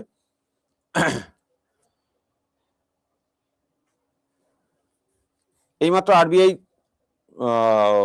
দিল্লির যে কেন্দ্রশাসিত মানে দিল্লির যে ইয়েটা করেছে, তার জন্য কত কি করেছে সেইগুলো এখানে ডাব্লিউএম হচ্ছে 890 কোটি টাকা নির্ধারণ করেছে, সেটাও স্পেসিফিকলি বলে দিয়েছি। অনেক সময় অ্যাটলিস্ট আগের বছরের এনটিপিসিতে আমরা যেটা দেখেছি, খুব খুঁটিয়ে প্রশ্ন এসছে, সেই জন্য এই টপিকের রিলেটেড যে খুঁটি আসার মতো সেগুলো দিয়ে দিলাম। এবার এই টপিক ছাড়াও আরবিআই রিলেটেড, এটা মনিটারি পলিসির সঙ্গে রিলেটেড নয়, আরবিআই রিলেটেড 2-3টে কোশ্চেন বলে দিই, মানে রিসেন্ট আপডেট যেগুলো আসতে পারে, আমার মনে হয় দেখতে পারো। সেটা হচ্ছে পেমেন্টস রেগুলেটরি বোর্ডের প্রথম সভা হয়েছে। পেমেন্টস রেগুলেটরি বোর্ডের প্রথম সভায় কি বলেছে, যে এটার প্রথম কথায় সভাপতিত্ব করেছেন সঞ্জয় মালহোত্রা। এইটাতে চেষ্টা করা হয়েছে যে পেমেন্ট ভিশন 2028-এর ড্রাফট রচনা করা হয়েছে এবং ভাবা হচ্ছে দেশ এবং বিশ্বব্যাপীভাবে এই পেমেন্ট সিস্টেমের ফোকাস কি হওয়া উচিত, ইত্যাদি ইত্যাদি। এতে কি সুবিধা হবে তোমরা হয়তো জেনে অবাক হয়ে যাবে। তুমি যদি আজকে নেপালে ঘুরতে যাও, তুমি চাইলে নেপালের কোনো একটা দোকানে কিউআর কোড দিয়ে কিছু কিনতে হলে তুমি ইউপিআই অ্যাপ দিয়ে সেটা করতে পারো এবং ইন্ডিয়ান কারেন্সি থেকে নেপালিজ কারেন্সি ডাইরেক্ট ট্রান্সফার হয়ে তুমি ডাইরেক্ট পেমেন্ট করে দিতে পারো। ভারত এইভাবে পেমেন্টের জগতে নিজেদের উন্নতি করে চলেছে। আচ্ছা, মানি মার্কেটের বদলে এবারে পরের পার্টে এবার আমরা ছোট্ট করে আসছি, মানি মার্কেটের পার্ট শেষ হলো, এবার আসছি আমরা ক্যাপিটাল মার্কেট। এমসিকিউতে আসবো, একটুখানি ওয়েট করে যাও, এক্ষুনি আসবো।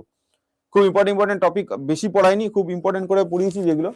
দেখো, ক্যাপিটাল মার্কেট একটা বিরাট ব্যাপার। ক্যাপিটাল মার্কেট মানে হচ্ছে, ক্যাপিটাল মানে কি বোঝো? রাজধানী নয়, পয়সার ক্ষেত্রে ক্যাপিটাল মানে হচ্ছে পুঁজি। ব্যবসা করার জন্য পুঁজি লাগে। 1 বছরের মধ্যে যে টাকার প্রয়োজন সেটা হচ্ছে মানি মার্কেট, 1 বছরের বিয়ন্ডে যেটা হবে সেটা হচ্ছে ক্যাপিটাল মার্কেট। এটা কাদের জন্য অ্যাপ্লিকেবল? এটা হচ্ছে লং টার্ম ফান্ডস, মানে 1 বছরের উপরের জন্য। ইন্ডিভিজুয়ালদেরও লাগে, ইনস্টিটিউশনদেরও লাগে, যারা ব্যবসার জন্য ক্যাপিটাল তৈরি করতে চায় বা পুঁজি তৈরি করতে চায় বা মূলধন তৈরি করতে চায়। বিনিয়োগকারীরা আর্থিক সিকিউরিটি ক্রয় বিক্রয় করেন। তো এইগুলো হচ্ছে ক্যাপিটাল মার্কেট। এবার ক্যাপিটাল মার্কেট আমি তোমাদের খুব অল্প করে রেখেছি, ঠিক আছে, খুব অল্প করে। তোমাদের তো আমার ব্যাংকের পরীক্ষা নয়, তো ব্যাংকে যতখানি অথরাইজড ক্যাপিটাল বা পেড ক্যাপিটাল কি বোঝাতে হয় ওগুলোতে আমরা যাইনি, ওগুলোতে আমরা ইচ্ছা করেই যাইনি। যেগুলো দরকার সেটুকুনি পড়ো। মেইনলি কি হয়, দীর্ঘমেয়াদী তহবিল সংগ্রহ করা, সিকিউরিটিজের ন্যায্য মূল্য নির্ধারণ করা, নগদের যোগান ক্রয় বিক্রয় করতে সাহায্য করা ইত্যাদি। তো এবার এখান থেকে আসি ক্যাপিটাল মার্কেটের দুটো পার্টে, একটা হচ্ছে প্রাইমারি মার্কেট, একটা হচ্ছে সেকেন্ডারি মার্কেট। যখন কোনো একটা কোম্পানির টাকার প্রয়োজন হবে, একটা কোম্পানি যে ব্যবসা করছে, যার টাকার প্রয়োজন হবে, সে কি করতে পারে? সে ব্যাংকের কাছে ধার নিতে পারে, আর কি করতে পারে?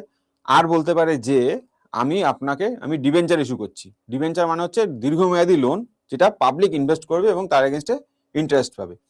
তো এই দুটোতেই পার্টে কি হলো, ব্যাংকের ক্ষেত্রে লোনের ইন্টারেস্ট, ডিবেঞ্চারের ক্ষেত্রেও দিতে হবে ইন্টারেস্ট। তাছাড়া কি উপায়?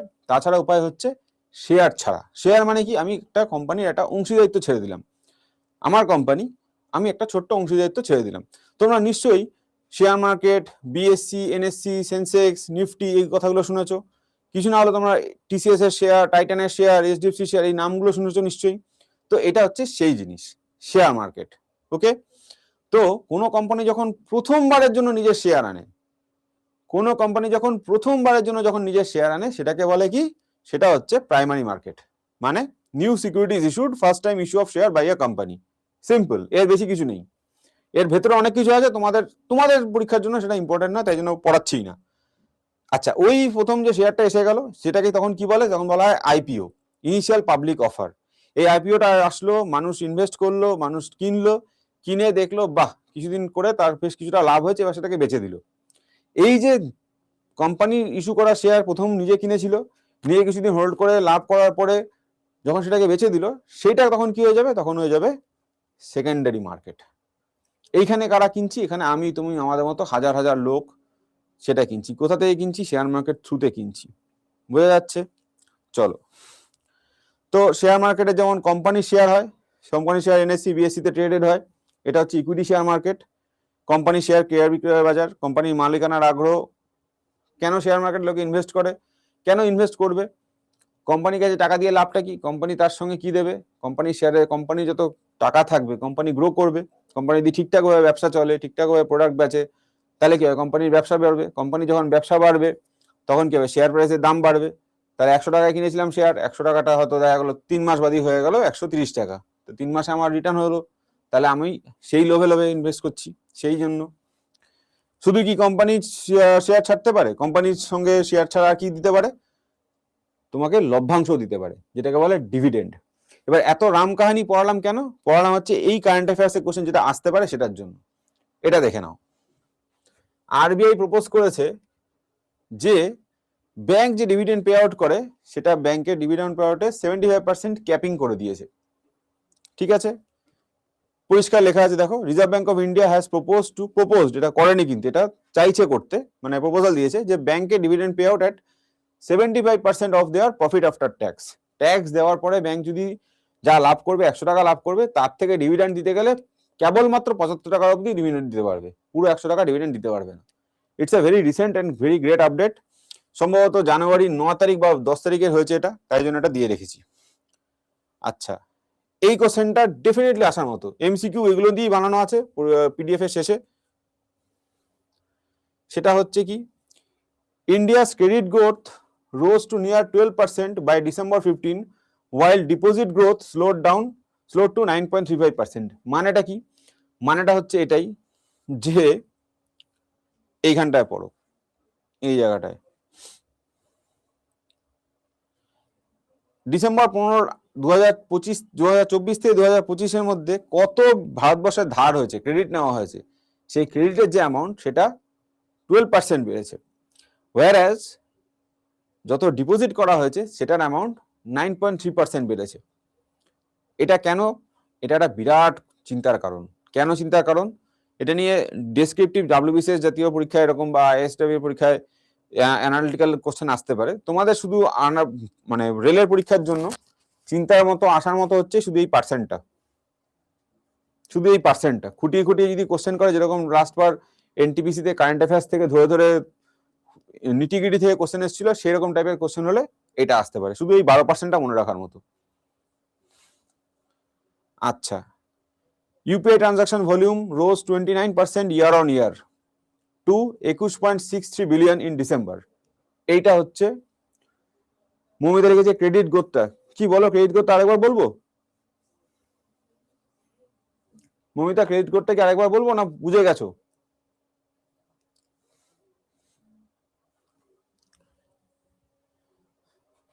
ভারতবর্ষের লোকে ধার নেয়, ভারতবর্ষের লোকে টাকা ডিপোজিট করে। তো 2024 সালের ডিসেম্বর 15 তারিখ থেকে 2024 সালের ডিসেম্বরের 15 তারিখ থেকে 2025 সালের ডিসেম্বর 15 তারিখ যত ভারতবর্ষের ডিপোজিট এবং লোন হয়েছে, ক্রেডিট হয়েছে, সেটার একটা রেশিও যদি করি, সেটা যদি আমরা ভাবি, তাহলে কি দেখা যাবে?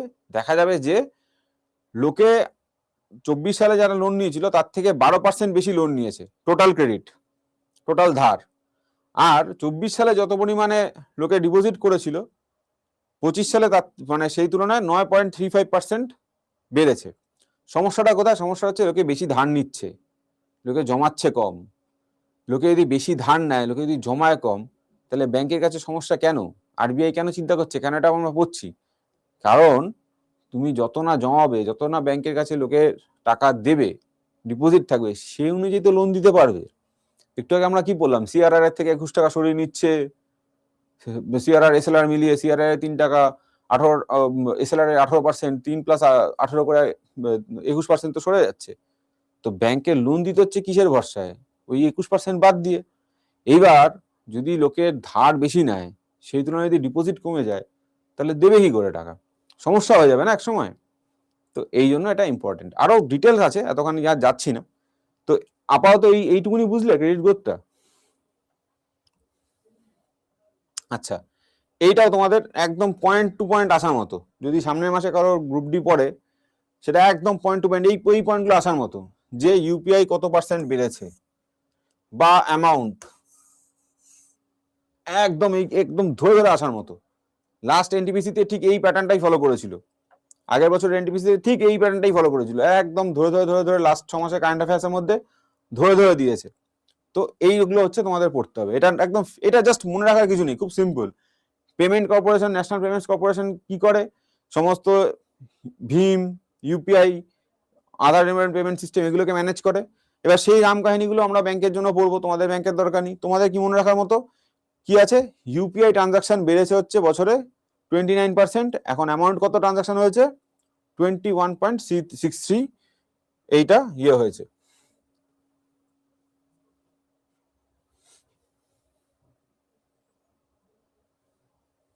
ভলিউম দেখো, ভ্যালুটাও লেখা দিয়েছি এখানে, কত? 28 লাখ কোটি। এই যে, সরি এটা বাজে হয়ে গেল, ভালো করে দিচ্ছি এটাকে। এই যে ভ্যালু 28 লাখ কোটি, ভলিউমের পার্সেন্ট হচ্ছে এত পার্সেন্ট। এই বোঝা গেল? এখানে এমসিকিউ গুলো অলরেডি করা আছে।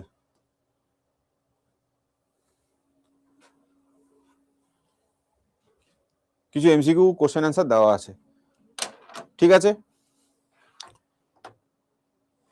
শেষ করি তাহলে এখানে আজকে।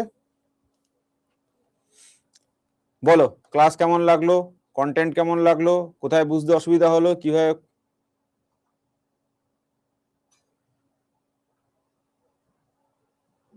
পিডিএফ তোমাদের যেখানে লেকচার আছে সেখানে লেকচারের নিচেই দেখা যায় পিডিএফ দেওয়া যায়। আমি পিডিএফ অলরেডি আপলোড করে দিয়েছি বাবু। কেমন লাগলো ক্লাস?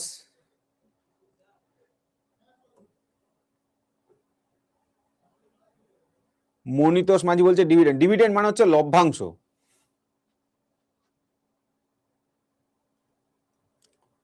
ডিভিডেন্ড মানে হচ্ছে লভ্যাংশ। কোম্পানি প্রফিট করলে কোম্পানি তার একটা লভ্যাংশ দেয়, লাভের একটা পার্সেন্টেজ দেয়।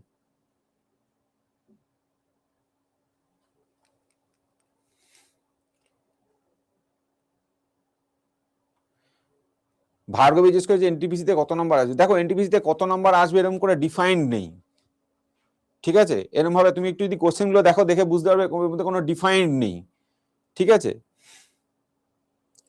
এনটিপিসিতে কোনো সাবজেক্ট থেকে কত নাম্বার আসবে জিকে পার্টে, সেটা কখনো ডিফাইন্ড নেই, ঠিক আছে? এবার এনটিপিসিতে যেটা করছে, রেলের পরীক্ষায় যেটা করছে, এটা খুব সিম্পল ব্যাপার। ওরা কিন্তু স্ট্রেট ফরওয়ার্ড কোশ্চেন দিচ্ছে না।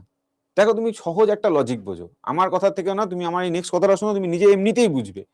তুমি তুমি তোমার মতো হাজার হাজার এখানে 100 জন স্টুডেন্ট বসে আছে, আমরা সবাই চাইছি চাকরিটা পেতে, তোমরা সবাই চাইছো মানে খাটতে চাইছো চাকরিটা পেতে, আমরা চাইছি তোমরা চাকরি পাও, আমরা তাই জন্য পড়াচ্ছি। কিন্তু রিয়েল যে কোশ্চেনটা সেট করছে ওদের মাথায় কি রয়েছে, আমাদেরকে স্টুডেন্টদেরকে ছাঁটাই করতে হবে।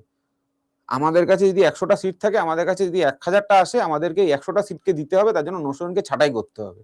এটা খুব এলিমিনেশনের ব্যাপার, খুব সিম্পল লজিক। তো ওরা কি কোশ্চেন করছে, কোশ্চেনটা করছে এমন ভাবে যেটাতে শুধুমাত্র যে একটা টপিক মানে টিবিলের মিনিমাম অ্যামাউন্ট কত 25,000, সেটাও কোশ্চেন করবে না, বা হয়তো এখন সেই কোশ্চেনগুলো করা বন্ধ করে দিয়েছে। টিবিলে কটা টাইম ফ্রেম আছে, 91 ডেজ, 182 ডেজ, 364 ডেজ, এই লেভেল সোজা কোশ্চেনগুলো তখন আর আসবে না। এখন যেটা করবে, এগুলোর সঙ্গে কারেন্ট অ্যাফেয়ার্স জুড়ে জুড়ে কোয়ারটাকে কমপ্লেক্স করে যতখানি পারা যায় মানে এমনভাবে দিতে যাতে এলিমিনেশন করতে পারে, স্টুডেন্টরা ম্যাক্সিমাম ভুল করে সেইভাবে যাতে ওরা ছাঁটাই করতে পারে। That is a simple thing. তো তুমি এটা আমি বলতে পারি না যে বাবু তুমি এটা পড়ো, আমি আমার এখান থেকে পড়ে তুমি 5খানা কোশ্চেন বা 10খানা কোশ্চেন কমন পাবে। কিন্তু আমি তোমাদেরকে চেষ্টা করছি ইকোনমির মধ্যে থেকে এমনভাবে পড়ানোর, দেখো খেলাটা খুব সিম্পল, তুমি যদি ইকোনমিটা এভাবে বুঝতে চাও, আমি তোমাকে খুব সহজ ভাষায় একটা খেলা বোঝাচ্ছি, যে খেলাটা বোঝো। কারেন্ট অ্যাফেয়ার্স ওরিয়েন্টেড যে ম্যাক্সিমাম কোশ্চেন হয়, বোর্ডটা বোধহয় হ্যাং করে গেছে,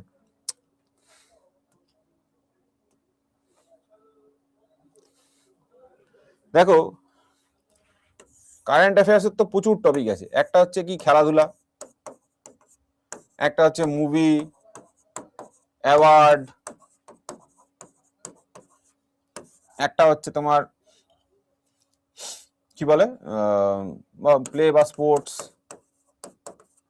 মুভি, অ্যাওয়ার্ড, তারপরে সায়েন্স, সায়েন্স ডেভেলপমেন্ট, এই ডেভেলপমেন্টের মধ্যে সায়েন্টিফিক ডেভেলপমেন্টের মধ্যে আমি ইসরো ধরছি, ডিআরডিও ধরছি, ইত্যাদি ইত্যাদি সব ধরছি। আর্মির কে কি হলো, আর্মির কোনো ডেভেলপমেন্ট হলো কিনা সেটা, তারপরে আসছে অ্যাপয়েন্টমেন্ট কোথায় কি হচ্ছে, এরপরে আসছে হচ্ছে ইকোনমি। এবার তুমি বলো ইকোনমিতে কি না আসতে পারে। এই যে তোমাদেরকে লাস্টে কারেন্ট অ্যাফেয়ার্স ওরিয়েন্টেড যেগুলো দিলাম, ইউপিআই কতটা ট্রানজাকশন হয়েছে বা কত পার্সেন্ট বেড়েছে, এটা কি আসার মতো নয়?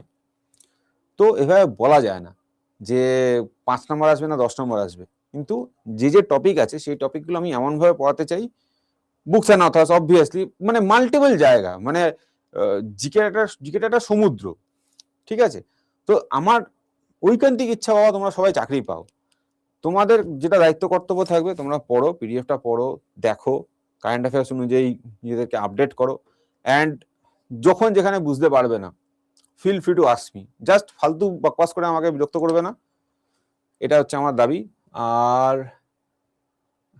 আলপনা, ইটস ওকে স্যার, জিকেতে সায়েন্সের পার্টও থাকবে? অ্যাবসোলুটলি, অ্যাবসোলুটলি থাকবে, এর মধ্যে কোনো ইয়ে নেই। হয়তো সায়েন্সের থেকে মানে বায়োলজির থেকে একটা কোশ্চেন প্লাস্টিড কোথায় থাকে বা এরকম হয়তো ডাইরেক্ট দিতে পারে, আবার সায়েন্টিফিক কোনো একটা নতুন কিছু থেকেও দিতে পারে, মানে কে আবিষ্কার করলো, কে নোবেল পেলো, anything and everything.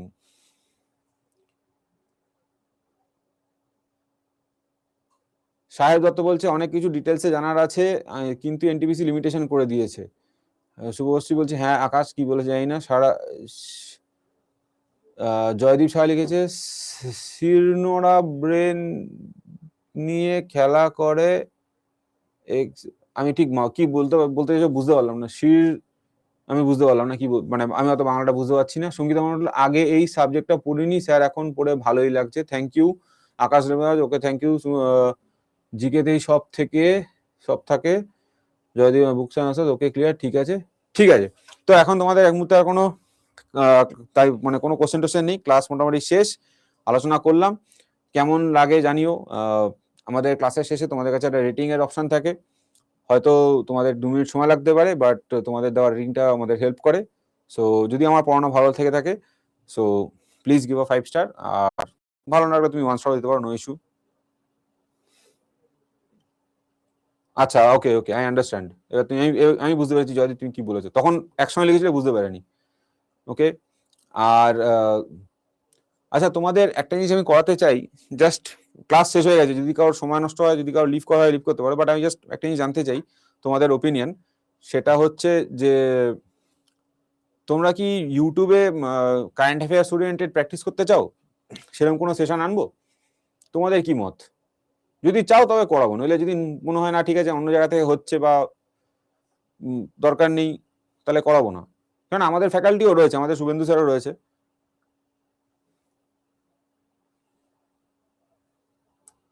Okay okay okay wonderful. তো এখানে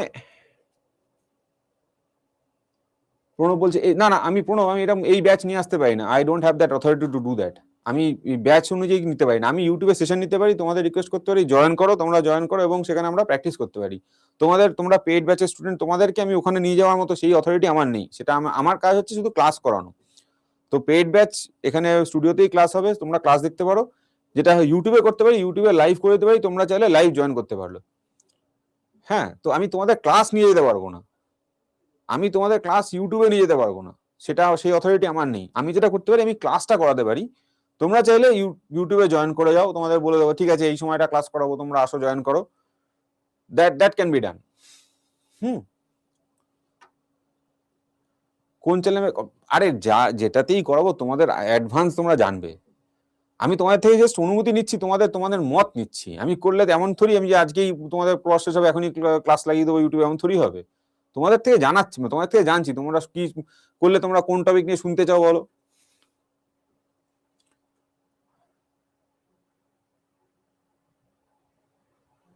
ইকোনমিক্সের কিউএ পোর্শন করালে ভালো হবে, ওকে। ম্যারাথন করাতে পারেন, ওকে ওকে ওকে।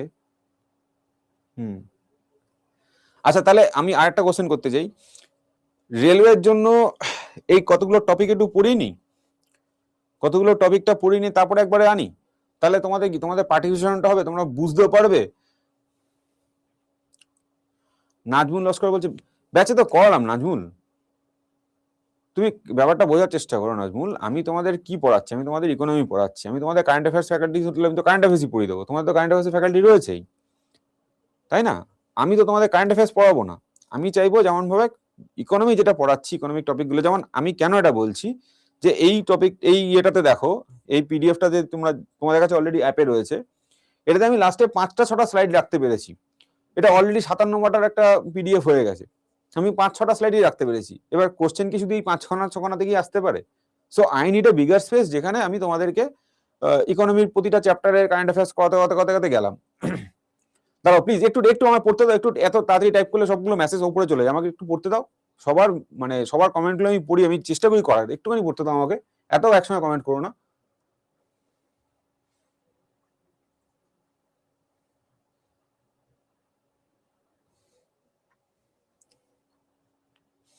ওকে, তাহলে আমরা এভাবে করছি যে আমরা আরো কিছু ইকোনমিক্স, ইন্ডিয়ান ইকোনমি আরো কিছু চ্যাপ্টার আমরা পড়ে নিই, জেনে নিই, শিখে নিই, ঠিক আছে? দেন আমরা কারেন্ট অ্যাফেয়ার্স আনছি, ইকোনমিক কারেন্ট অ্যাফেয়ার্স আমরা ক্লাসে ইউটিউবে আনবো, ঠিক আছে? হয়তো একটা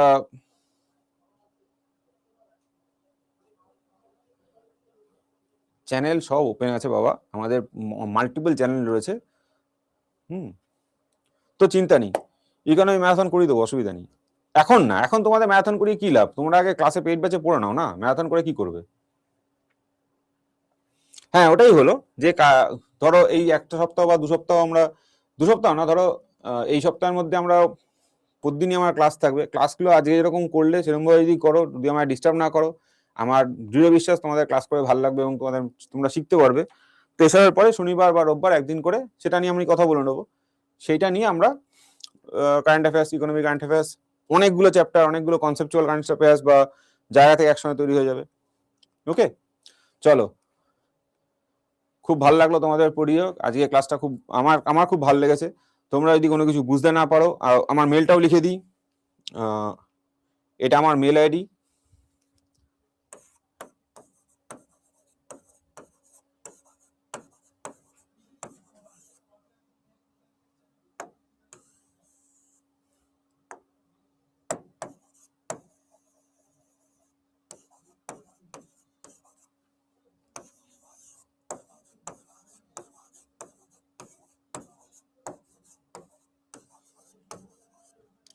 সমগ্ন, এটা আমার নাম, ডট ঘোষ under247.com, এটা আমার মেল আইডি। তোমরা পড়তে পারো, তোমরা মেলটা সেভ করে রাখতে পারো। কারো কোনো কিছু পড়ে বুঝতে অসুবিধা হলে, নোট থেকে কোনো কিছু অসুবিধা হলে, feel free to ask me here. And one more thing, আমি এটা জেনেছি যে এই একটা ব্যাচের মধ্যে মাল্টিপল ব্যাচ ইনক্লুডেড থাকে। কারো কারো শুরু হয় 22শে অগস্ট, কারো শুরু হয় 1 নভেম্বর, কারো শুরু হয় 15 ডিসেম্বর। এক একজন এক রকম ভাবে বিভিন্ন ব্যাচের স্টুডেন্ট এখানে থাকে। তো যদি কারোর এরকম হয় যে ধরো কয়েকটা ক্লাসের পরে আমার ব্যাচের অ্যাক্সেস তাদের শেষ, তোমাদের রেকর্ডেড খালি দেখতে হচ্ছে, কোনো কিছু বুঝতে পারছো না, জাস্ট বিলিভ ইন মি যে আমি সবসময় চাই তোমাদের সাপোর্টে রয়েছি। আমার মেল আইডি দিয়ে রাখলাম, please feel free to mail me. আমাকে অনেকে মেল করে, যারা আরবিআই এর জন্য পড়ছে তারা মেলে লেখাও পাঠায়, তো হয়তো একটু রিপ্লাই দিতে দেরি হতে পারে, বাট মনে রাখবে আমি সবার মেল দেখি, আইদার মেলে রেসপন্স করে বুঝিয়ে দেবো, অথবা ওই টপিকটা মনে রাখবো, নোট করে রাখবো, ক্লাসে এসে বুঝিয়ে দেবো, বাট সাপোর্ট পৌঁছে যাবে। ওকে, চলো ভালো থেকো সবাই, টাটা, বন্ধ করছি। পারলে রেটিং দিয়ে দিও। ওকে, তোমাদের পিডিএফ আপলোড হয়ে গেছে তো, দেখতে পাচ্ছ তো পিডিএফটা? পিডিএফ দেখতে নিতে অসুবিধা নেই তো? পিডিএফ দেখে যাচ্ছ কিনা বলে দাও, যদি না পাও তাহলে বলবে আমাকে। চলো টাটা, বাবাই। ওকে, পিডিএফ দেখা যাচ্ছে, ঠিক আছে, বন্ধ করছি স্ট্রিমটা, বাবাই।